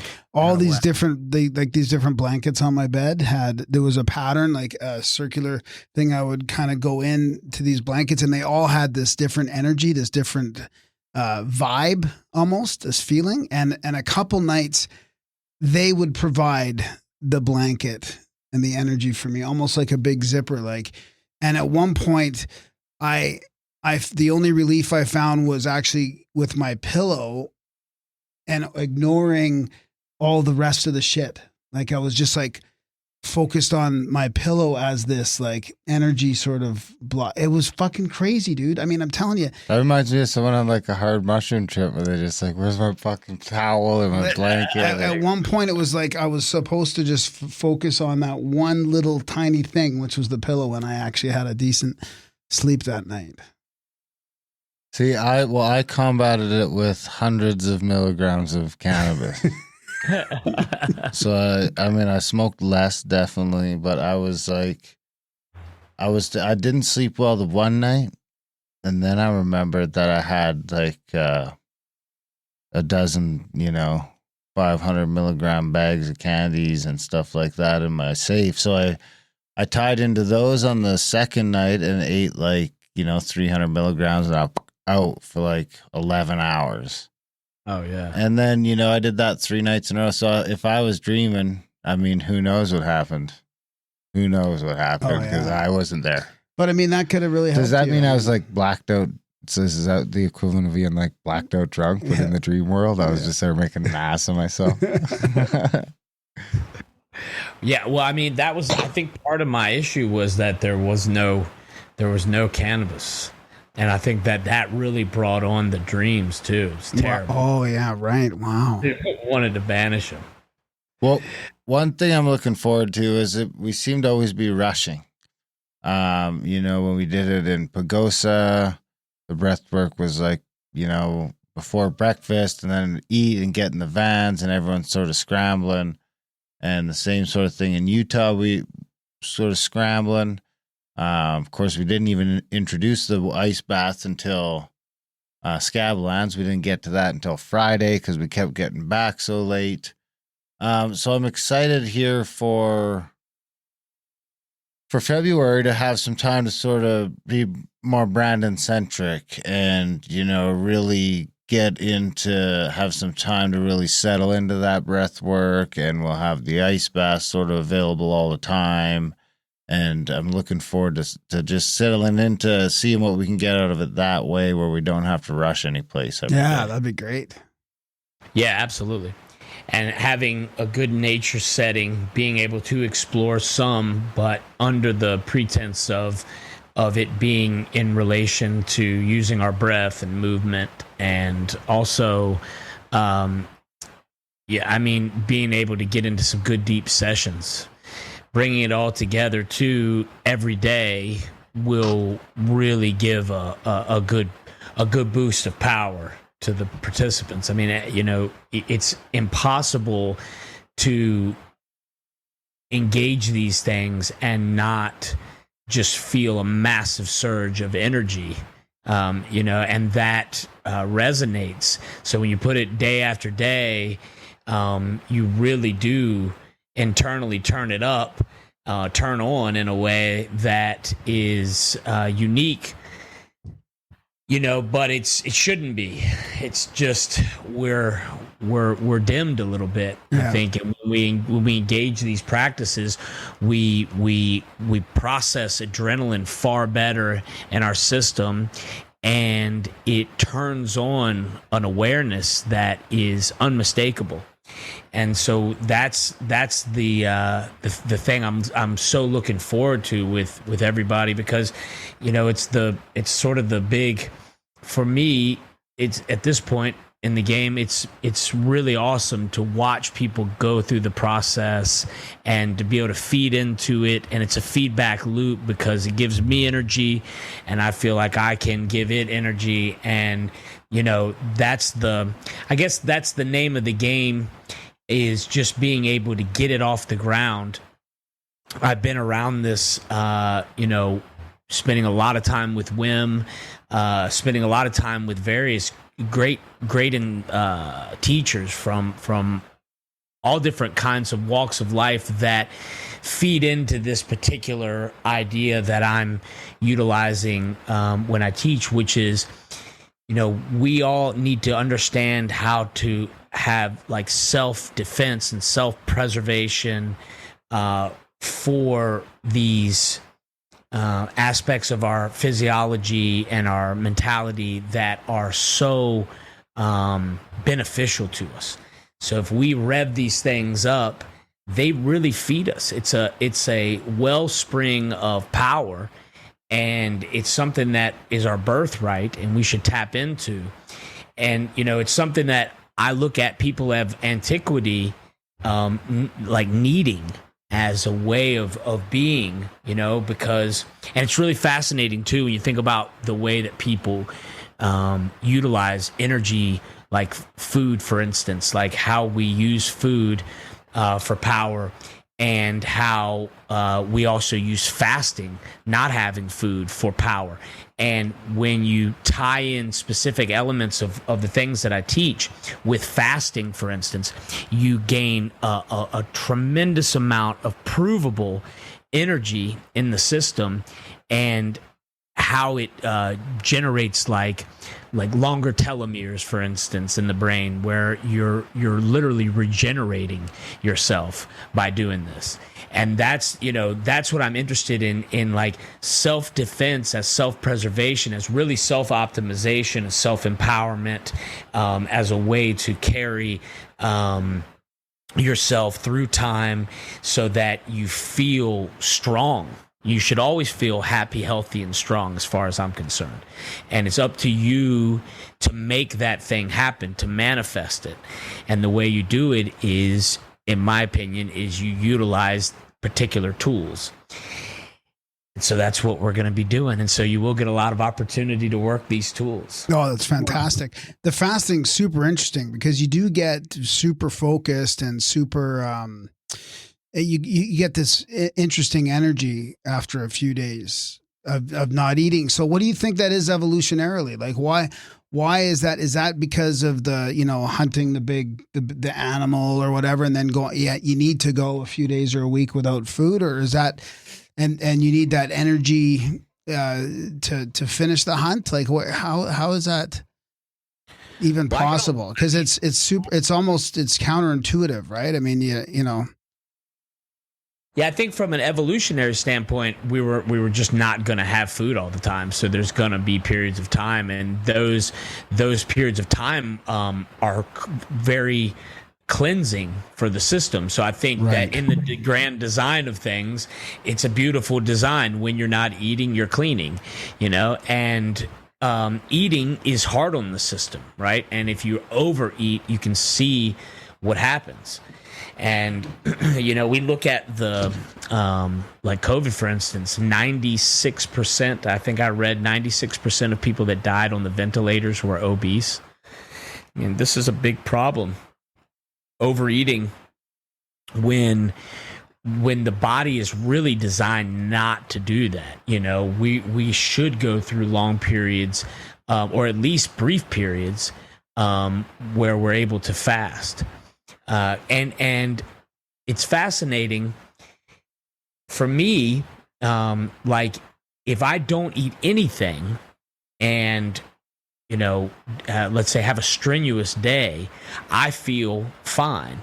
Now I'm very accustomed to this lifestyle, but I could go all day. I do, within my business, I'm coaching people and we're doing a lot of physical things throughout the day, and I am engaged all day and I feel fine. If I was to eat just a little, then it really throws me off and it makes me feel like I need to eat more. Yeah. Like my body, I lose energy. I go way down. You've broken that fast. I mean, you've triggered your body into that different state. Well, we just, from a protein standpoint, we're recruiting again these particular proteins that allow us in the fasting state to maintain energy. And I mean, you can, even several days into the fasting state, maintain good energy if, especially if you were priming yourself pre-fasting to be in shape, right? It's not just something like you're not just going into a starvation mode. That's not really good fasting. Good fasting is knowing how to set yourself up with the proper diet leading into the fast. And then when you go into the fast, knowing how to take care of yourself there so that you're not, overdoing certain things.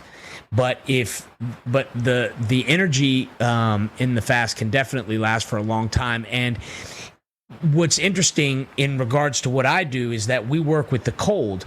The cold is a very powerful tool at getting at thermogenesis, right? So heat creation, using and heat creation is highly beneficial for things like engaging the metabolism, so like for fat burning and, regulating various systems.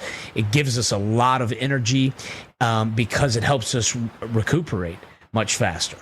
So, and this is, there's so much great science behind this. If people are interested in it, come hang out with me for a weekend and we'll get really into it. But creating heat and training your body to be a great heat creator is highly beneficial.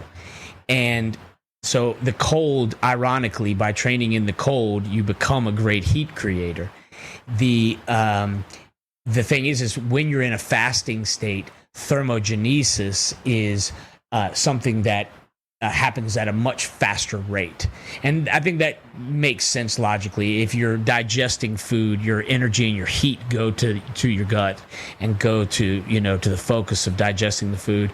When there is no food to digest, the heat creation then can essentially move into various aspects of the body. So we can really turn on certain things like brown fat reserves, which, are fascinating because they are sort of the gasoline to your body's fat and how it engages white fat and burns, and so the energy goes to the intercostal muscles. So through the breathing, we generate tremendous amounts of like, let's say, heat through the intercostals through burning calories.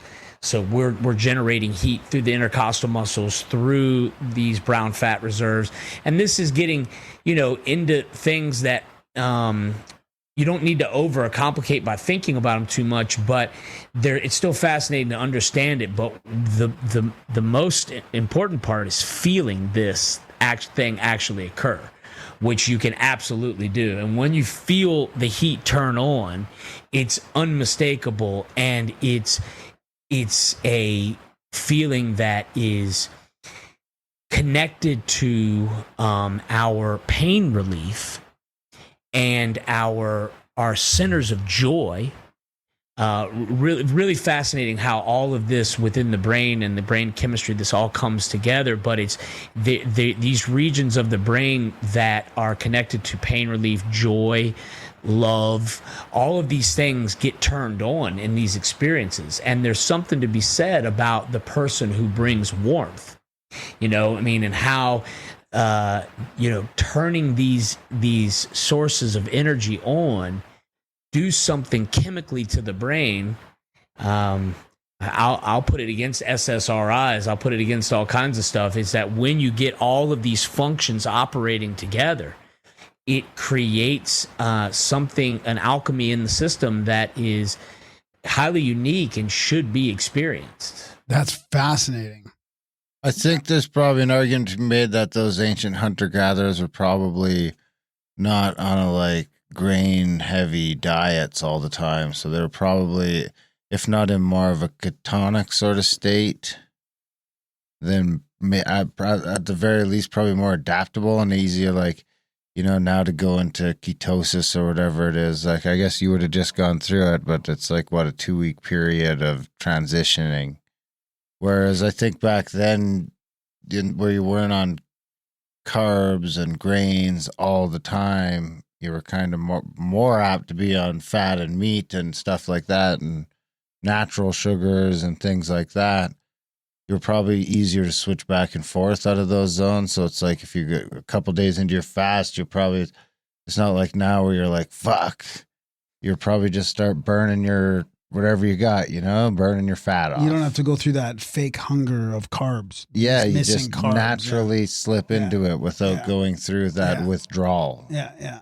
So, and it is interesting how all the ancients, they all have their breathing methods and their breathing techniques. And they've been doing focused breathing for thousands of years, it's fascinating.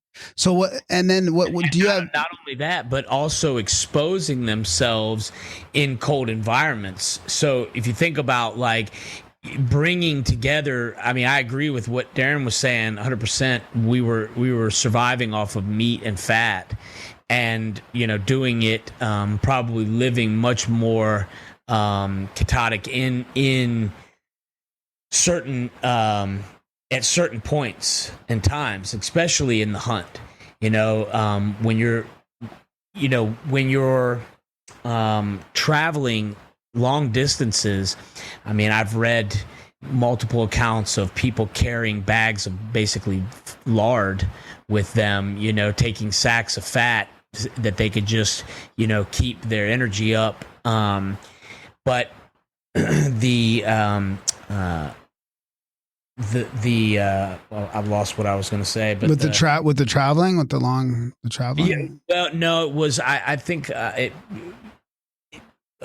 really did. Oh, but the breathing in the outdoors with the ancients. Yeah, that's right. So I was saying that that if you look at the ancient practices all around the world, there was an exposure of the skin to the cold environment, basically being able to build up to the exposures for whatever season that you're living in. So and hot. Did they do hot exposure as well, or just cold? Well, absolutely. People live in the tropics. People live, in some of the hottest regions in the world, absolutely, and can survive, no problem, right? And would you be able to do that with your breath work currently? Well, Wim demonstrated. Yeah, I think, adapting, sure. I think we're all adaptable. I don't think that makes me special. I think that Wim demonstrated running a marathon in the hottest desert in Africa.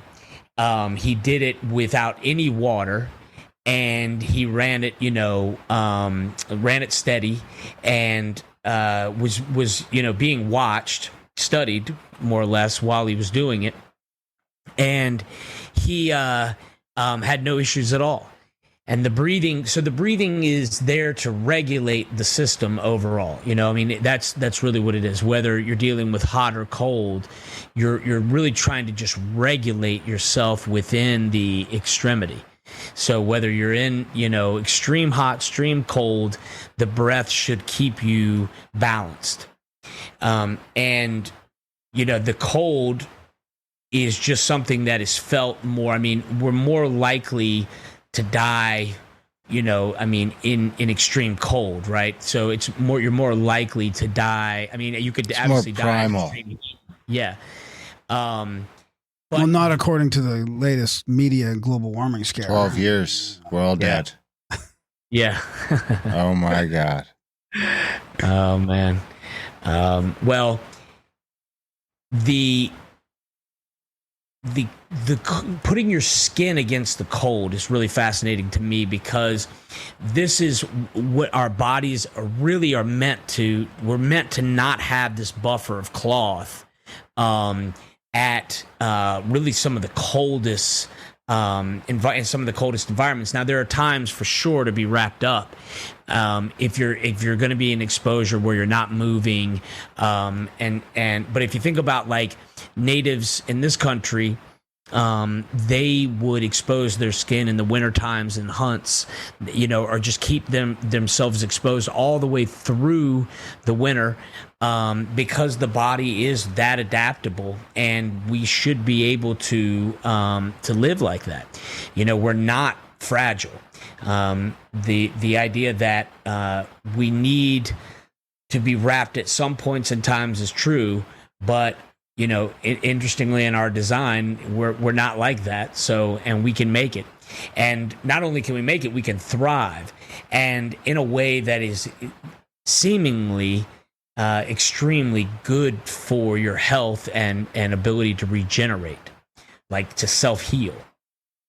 So, do you intermittent fast or anything like that? Is that part of what you would consider, you know, part of the ultimate program here?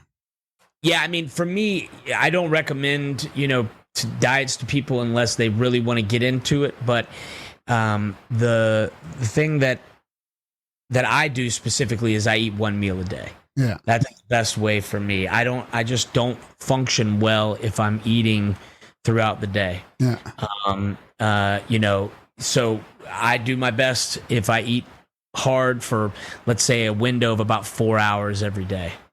Usually from, I don't know, 7, 8 at night, on till I go to bed. But that's the best way for me to function. And it just, what I have is a consistent energy throughout the day. Yeah. I just don't feel the ups and downs. I don't feel swings, you know, and I put a lot of energy out. So I definitely try to refuel the best I can and try to get the best things in. But you know, this year was one of the biggest years for me, changing a lot of things physically. Like I let go of so many things. Coffee. That was a big one. Yeah. Been a full year now. Wow. Almost a year. Wow. The coffee was a big one. Alcohol, you know, those were two big ones. But and really, I wasn't a big drinker of alcohol, but just letting go of various things to just see, like, as a reductive way to see by stripping things out of my diet, even specific foods and you know, sugars and various things that I felt were just unnecessary in my diet, to see how it would feel. And for sure, it's had a massive effect on me. My health, you know, again, all I'm really looking for in optimization is just balance. I want to feel good, and I don't want to feel a lot of shifts. I want to feel, you know, at my best. Steadily at your best. Yeah. You know, and there is so much great science and great stuff to look at in regards to learning how to cool and heat the system properly in order to get tremendous results. You know, and the thing is like, it's really at our fingertips. Like, we can gain so much more out of our bodies if that's an interest. And I think that for some, that's one of the biggest fascinations you could have. I mean, our bodies are something special. You know, the fact that we're in this thing, or we are this thing, is really unique, and there are ways to experience it that I believe are unifying our what we would consider our fitness, which is a very deep thing. You know, you look at fitness, this goes into, how we have progeny, how we have children, how we do everything that really creates our wellness, our well-being, is within our fitness. And when you look at that in regards to, how it connects to your spiritual. And when I say spiritual, really what I mean is our engaging of certain practices that take us away from the neurosis of obsession. Well, addiction. Of anything negative, just anything negative, right? So it takes us away from that to make us a better person. And I just think that is the orientation of the human animal. I mean, personally, now, I mean, we could argue this forever. No. I think you're onto something that's overlooked all the time. It's underrated. It's the feeling of, it's hard to explain to somebody that, let's say they're 100 pounds overweight and they're stuck at eating all kinds of, let's say junk food or whatever, and they're not exercising anymore or whatever. It's hard to, that people just are focused on the pounds or the weight, or I want to, do this or that, but they're not focused on that end point, which you're talking about, which is the feeling, like the feeling of, you will feel better. You won't want it. You won't crave it. Everything will change. Everything in your life will change when you increase that baseline of contentment or happy health and physical vitality or whatever you're talking about. That's overlooked a lot. People don't, that should be where people want to get to, not just like cutting 50 or 100 pounds out. That's not necessarily going to do it. Yeah, well, I agree, man. 100%. I think you're spot on with that. And that we're a lot of people don't even have an idea of what is a potential. Exactly. Like, and I'm talking from my own experience. I mean, I've been up and down this kind of like fitness biohacking thing, and I was at my worst probably last year. Was it Darren would probably know more than me, last year probably, or maybe before I went on the meat diet, so the end of 2019 maybe, or anyways, like meat diet that long ago. Yeah, or no, was it just this year? Holy shit, year. I don't know. Yeah, it was just this year. So maybe I'd say actually was the end of 2020. But the point being that I've felt that feeling before. I felt the difference of being healthy and unhealthy. So I'm talking about, I'm kind of talking about my own sort of issues here and my own, ignorance of or justification. I don't know. I'm just saying that I've felt that good feeling that you're talking about. And even though I felt it, it's hard to get back there. Never mind about if I have no idea about it. Oh yeah, I know, man. I really count my blessings on the days where I feel great, because, we know that we can slip in and out of it. But I think that what I've found to be the secret is actually the reduction, taking things away as opposed to putting things in. There's an awareness that you have to deal with too. There's a spiritual, like fasting is it's also a spiritual practice. I mean, you're so used to cooking and eating and cleaning up the dishes and doing all this stuff. You've got all of a sudden all this time to deal with, and you've got to keep coming back to the moment and saying, I'm not eating. I'm going to bring myself back to the moment and ignore that, not ignore the craving, but let that craving go. I mean, it's a complete spiritual experience, not eating for, let's say, a week. I mean, it's almost more than the physical, is the emotional, spiritual part of it. Yeah, absolutely. So you do have this extra time that you're working with, and it's great if you're a person who is a flow junkie, somebody who likes to get into the flow states, and they get consumed with the thing. So, I'm creating music a lot, and without a doubt, if I really want to get the best music out of me, I need to move into a space to where time just seems to fall away, and I'm not focused on time at all, and a whole day can melt away over trying to create 30 seconds of music, right? And that space, like, I don't need any food there at all.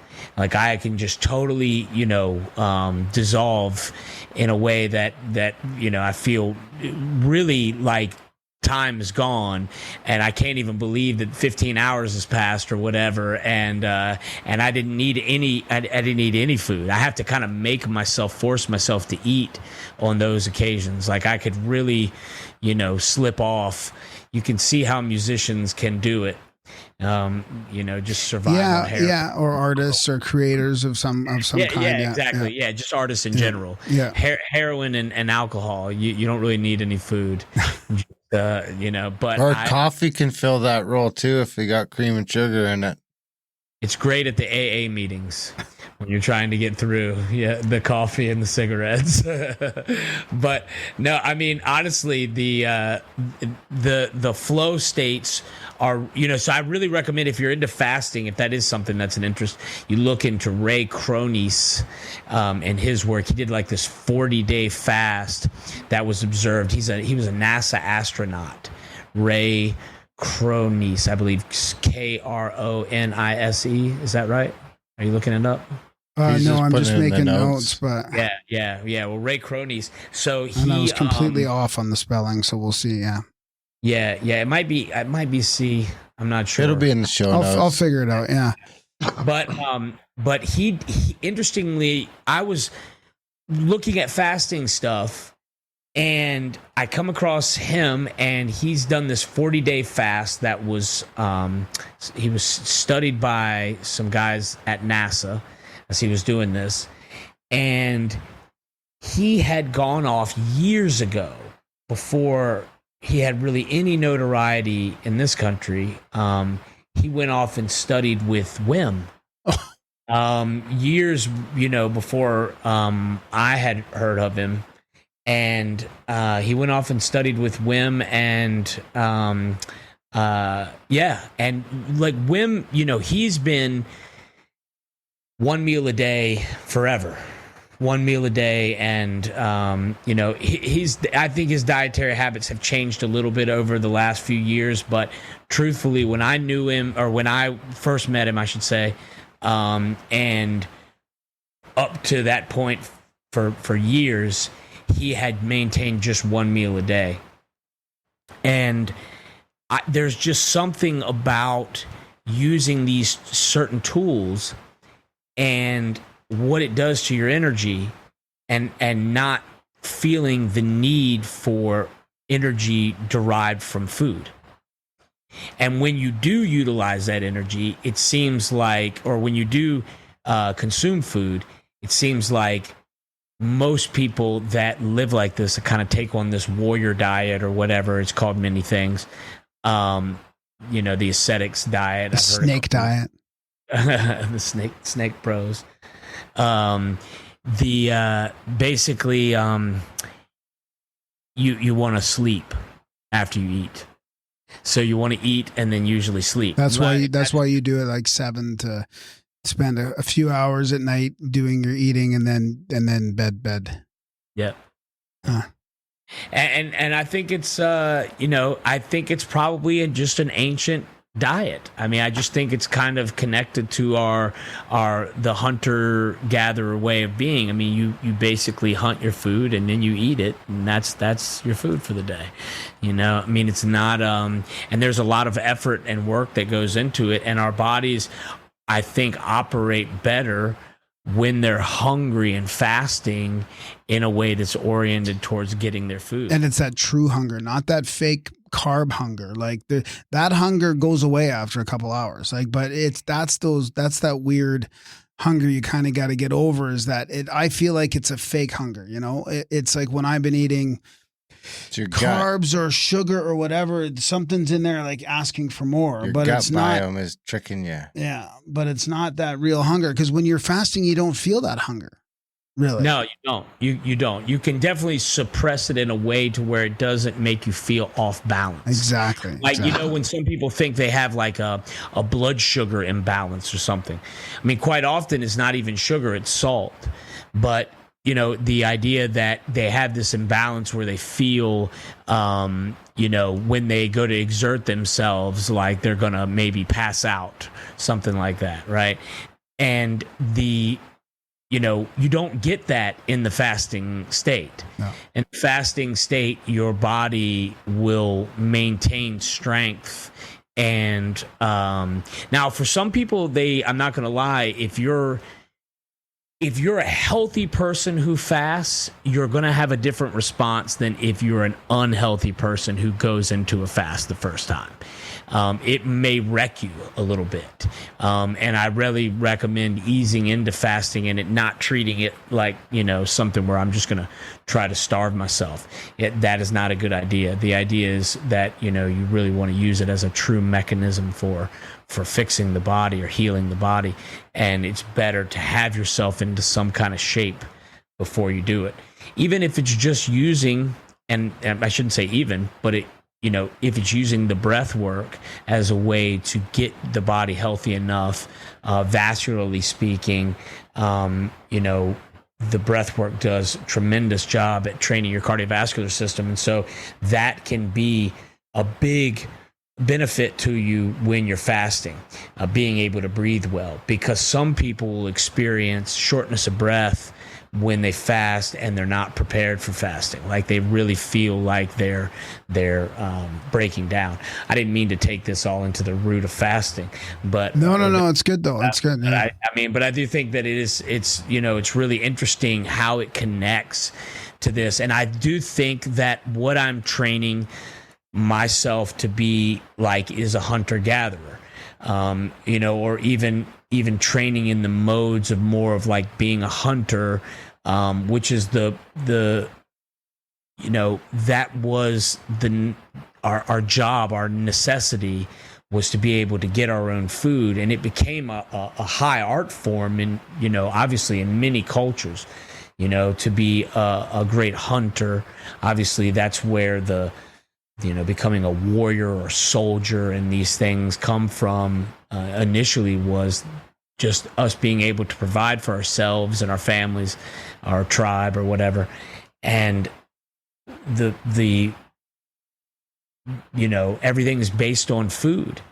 And so this whole idea of how important the food was, you know, how much reverence was there, how, you know, the necessity for it, and how we would work to get it. You know, I mean, I think it's pretty powerful stuff. I mean, and when you look at how the body must sustain itself in these periods of time between where we have food and where we don't, and how it did that for hundreds of thousands of years, and how it could also borrow energy from many things. Like it didn't need to just be food. It didn't need breakfast cereal, you know? Right. Well, you Fruit can borrow Loops. energy from the sun. So by letting the sun get into your eyes first thing in the morning, we do so many things for balancing our circadian rhythms. The red shift. Yeah. Right. And we literally absorb energy from it. This is not energy to be laughed at either. It's energy that really gives you power through the day. So, you know, accepting the vitamin D, getting energy, you know, and we think about how much blood you have moving behind your eyes all the time.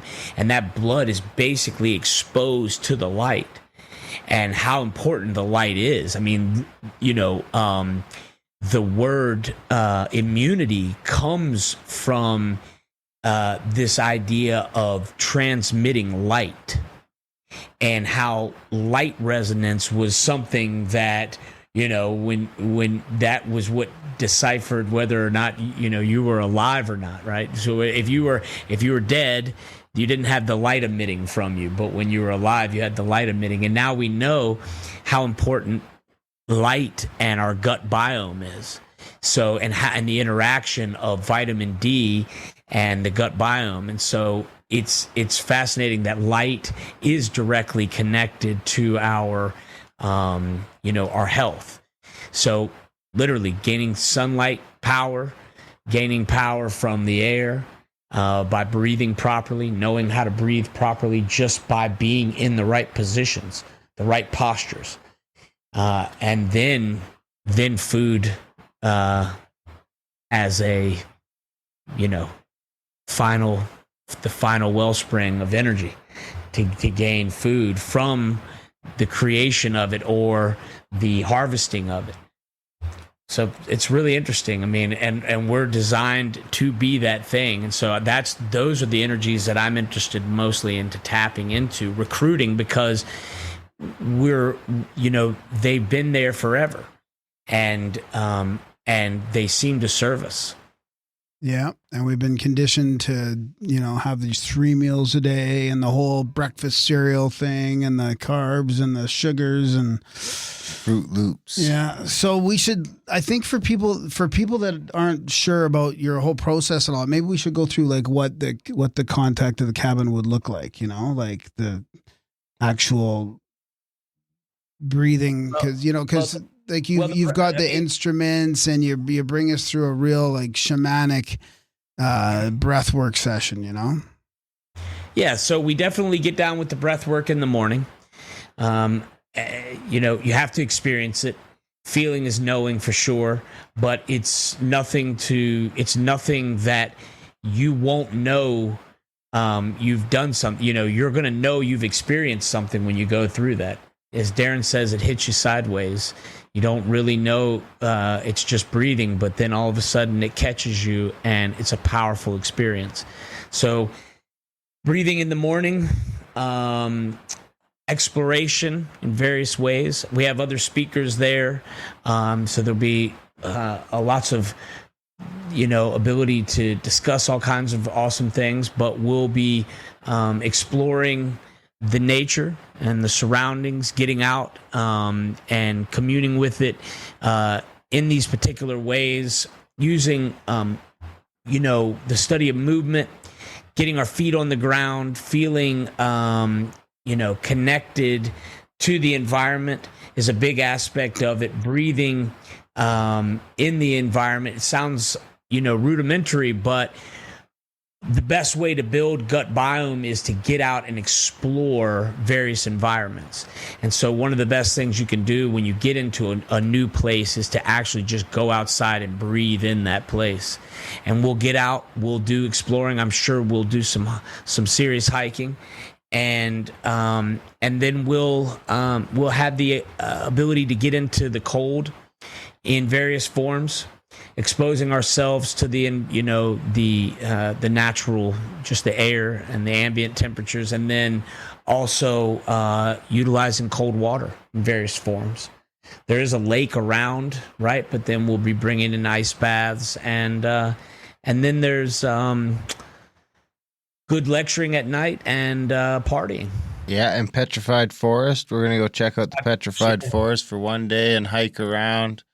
Definitely do a little bit of partying. We have some celebrity guests on the list coming. Some people from around the podcast world that are eager to get in on it. So, I mean, people can they can come to the event and they can go to contactatthecabin.com, and we got a bio for Brandon there and everything else. They can go to Magic on the Mountain. That's the next event we've got in February that will be doing all this stuff. Of course, if they want to see Brandon and Randall, we're with Brandon again. The Utah one sold out, but you can still buy tickets for the Montana trip in June, which Brandon will be at. And then we got the Scablands again in September, which Brandon will be at again. So if you go to Contact at the Cabin, all those events Brandon's at. So you can sort of pick which one you like. But this weekend in the mountains will be much more Let's go, Brandon. Let's Go Brandon, where we're just all not all Brandon, but we'll have much more time when we're with Randall and Dave. We've got to get to Zion. We got to get to Bryce. We got to get to Steamboat Rock. There's all these places to go, and we're into the van. You're driving all day in the van. You're driving all day. Yeah. This time there'll be very little driving and much more hanging out and learning from Brandon and banging on the drum, and the evenings will be there and eating great food. Of course, Keith and Gage coming back, great food. But other than contact@thecabin.com, where else can people go if they want to? I mean, people can't always come to these events. We know you're down in North Carolina. North Carolina? Yeah, right now, North Carolina. Well, do you have like a website that shows all your sort of stuff, or maybe they can catch you when you're in the Northeast or down in, I know you were just down in Florida again. Yeah, so most everything was, you could find me on the Wim Hoff site, or I do have a website. It's onfire, onphyr.com. And we have a Patreon page that's coming up that's going to have monthly calls and break down a bunch of different fitness regimens and things that connect into what we do, and the accessibility to a lot of really good information and good content will be coming up on that. We're working on it, and that's really it at the moment. I've been traveling nonstop, so I have a lot of workshops. If you're looking for me, the WimHoffMethod.com, North American instructors, Brandon Powell. You can find my info and my workshops. I've been super busy this year. Then we got Contact at the Cabin next year. To be honest, these events kick ass. I mean, really, we're not pulling any punches. The practices that I'm bringing in on these events, especially this one coming up here where we can do a deep immersion, they are transformational. They are life-changing, without a doubt. I mean, people have really profound, deep experiences with these practices. They're the reason that I do what I do and all of the practices that I do is that they work. I'm not interested in anything but results. I want to see the things happen. And so it's awesome to watch people go through these processes when I know I'm just giving the right set and setting. What I try to bring is something that is a lot of fun and engaging, whether it's the music, to create some entertainment. But, it's the real depth of the practices and really just creating the space and then getting out of the way and watching people engage, because it's really about who shows up and what kind of energy they bring and how it that little bit of ante, that thing that they put in, gives back so much. Like, it's amazing to see how powerful these practices are and how they're so innately human and innately us. Like, when we engage them, they turn us on. And the drum and the chanting adds a huge aspect to that. I mean, I don't think that's something all the instructors do, but it definitely adds a little magic to it. Absolutely, man. I mean, that is my thing for sure. And we're going to have a lot of music on this one. We're bringing in all the equipment, and the experience is going to be second to none in my experience. I mean, from where we're at, and how many times we've done this, and I just can't wait to see how this one all comes together. Yeah, and the people are always amazing. I mean, it's the guests, really, and you can just, chat about anything you want, and everybody's very open, and it's just fantastic. Of course, the Snake Bros will be there. Yeah, it's going to be a great time. Well, Brandon, it's been an hour and a half, just flew by. I mean, it's always a pleasure to talk to you. It was great to spend 5 days traveling around Washington with you. I mean, we got to hang out in 3 different states this year. Great getting COVID with you. Yeah. Oh, man. I mean, you couldn't get COVID with a better group, right? I mean, when people are like, well, who you get COVID with? Well, if I Brandel. And everybody held it together. Everybody did good, man. Yeah. So, I mean, it's not the best thing, but now we're immune forever. There you go. So if you come to our events, we're immune forever now. You don't have to worry about us. Yeah, ever have to worry about it ever again. We're good. All right, boys. Right It was on, great. buddy. Yeah, nice chat. Right on, Brandon. Thanks for coming on the show. We'll see you soon. All right, man. Later.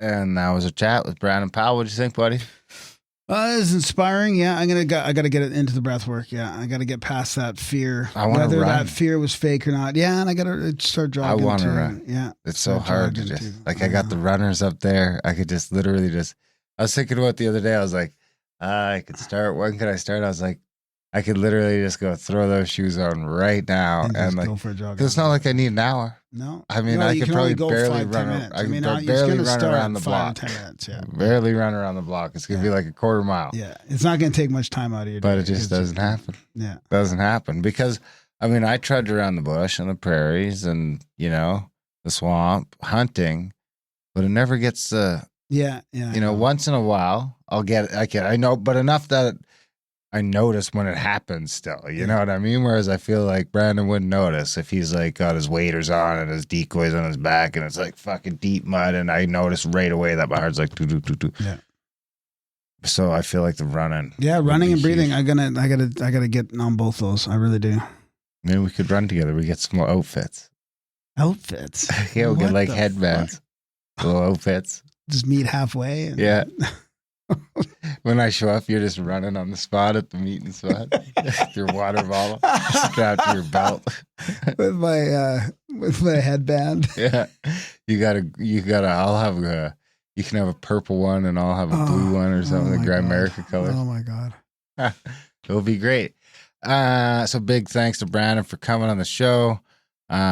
Great guy. Huge, nothing but respect for that guy. He just, you know, he comes in and catches everyone off guard. Yeah, like Everyone's you said, like, modern day it's always shaman. the you know? first day. Yeah, modern day shaman, 100%. And the first day, everyone will come in and they'll be like, breath work, you know, what's this? You know, it's kind of like, when are we getting on the thing? And then by day 3, people are showing up. They're like, they're like, breath work time. Yeah. Don't cut into my breath work time. And I mean, people are crying, people are shaking, people are laughing, people are Leaving their bodies. confused, people Maybe. are astral traveling. I mean, people are slapping themselves in the head. It's an experience and a half. And I mean, even if it's not at one of our events, obviously we'd prefer if it was. Contact@thecabin.com. There's some spots left on that event. We would like to see you guys jump on those before the Snake Bros start talking about them and all that stuff. So you guys get in. Well, there. don't forget this one. We're gonna have Owen Hunt talking about reality transurfing and maybe some of the outwitting the devil stuff. And Joe Roop will be there talking about doing some sort of presentations and lectures and maybe some sort of workshop on Hermeticism and sort of like the Golden Dawn stuff, which synthesized all the ancient magical practices. Then maybe we'll have a weed smoking contest. Ugh. Jeez. We got to do a sober one day. Sober Contact at the Cabin. Yeah. Brandon and I are currently brainstorming cannabis at the cabin. Where we just go and we just like smoke out. He's like, we'll get it catered by some like crazy chefs, so you have like just amazing food. While You should get it catered by a shop.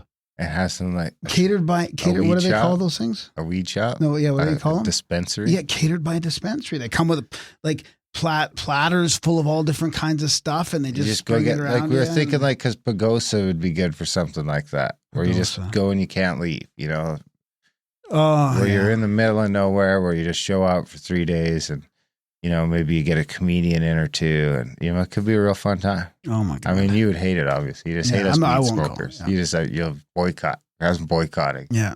Well, I'm boycotting your sober Contact at the Cabin. You go have it at East Ranch with the rest of those dorks. Make real contact. Big thanks to Brandon Powell for coming on the show. Big thanks to you guys for listening. Even bigger thanks. You made it through the whole show. Your voice sounds not bad. Yeah, bit of a cough, but you're well, that was bouncing just back. because you had me laughing. I do have. Otherwise, I don't have a cough. I just have a shortness of breath, and maybe I guess you could say, I gotta get breathing. America.ca/support if you want to be one of the few people who do support the show, one of the 1%, 2% that really do make a difference. Help us pay the bills. Help Graham pay his rent. Help us pay for food. I mean, we're kind of, Graham's transitioned. I'm trying to well, there's going to be a better way to say that. Yeah. Into the livelihood. So grimerica.ca/support. If you're getting some value from the show, if it's adding a little value to your life, to your commute, to your work, to your workout, however you're listening, where you're listening, let us know. Graham@grimerica.com. Support the show. Grimerica.ca/support. Get those audiobooks, all 23 of them now out. The Religion of the Chinese, The Religion of the Chinese. Ancient Religion of the Chinese. Ancient Religion of the Chinese is the latest, on sale now. Of course, my book, A Canadian Shame, narrated by Graham Dunlop. And a bunch of other ones. ISIS Unveiled, all the Blavatskys. Adultbrain.ca to check those out. Grimerica.ca/chats if you want to get in the chats with some people that are not crazy like the people on Twitter. Yeah. What else? I hope the people in the chats are going okay. I mean, they've shared some emotional stages of their life during this whole COVID thing. I mean, they're just like, wow, man. And then, people support them. And I'm not like, I'm in there reading it more than I'm participating in there, just so people know I do read it a lot. But it's great to see each other supporting each other through these emotional times. I mean, people are going through a lot of crazy, crazy times right now. So. Yeah, it's been a tough one. I mean, the mandates, everything crazy. I mean, it started to get pretty close to home. I mean, you called a lot of it. You said it was coming. Maybe I was naive. But I will say this. I've just said no, stood firm in that, and it seems to be working. Yeah, I know. It's like, I know. It's like our buddy Mark from After School said. He's like, I think you might just have to say no really firmly a few times in a row. Yeah. And I was like, it sounds great. In his situation, it worked, but I was like, there's no way that's going to work here. Yeah. But it seems to be working. Well, I think we're both sort of right. I mean, I think that like I said, these things are coming down the pipe, but you also said, well, they're going to fall apart. And it seems to be coming down the pike. Pipe. Not the pipe. The pipe. pike. The pike. What's a pike? I don't know, but that's what the saying is. It's a pipe. Okay, anyways, let's go. Let's just shut this down. All right.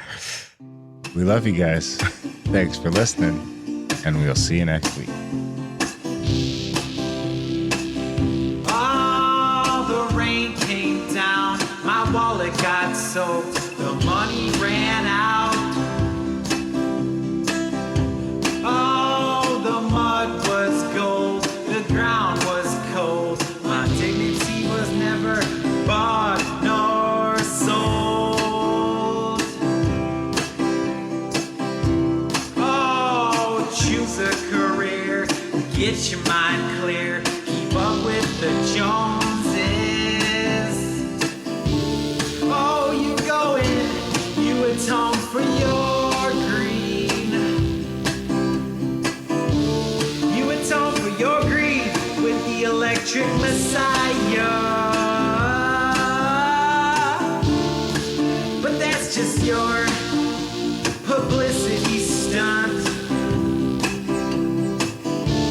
I can see your duplicity in front of your lies.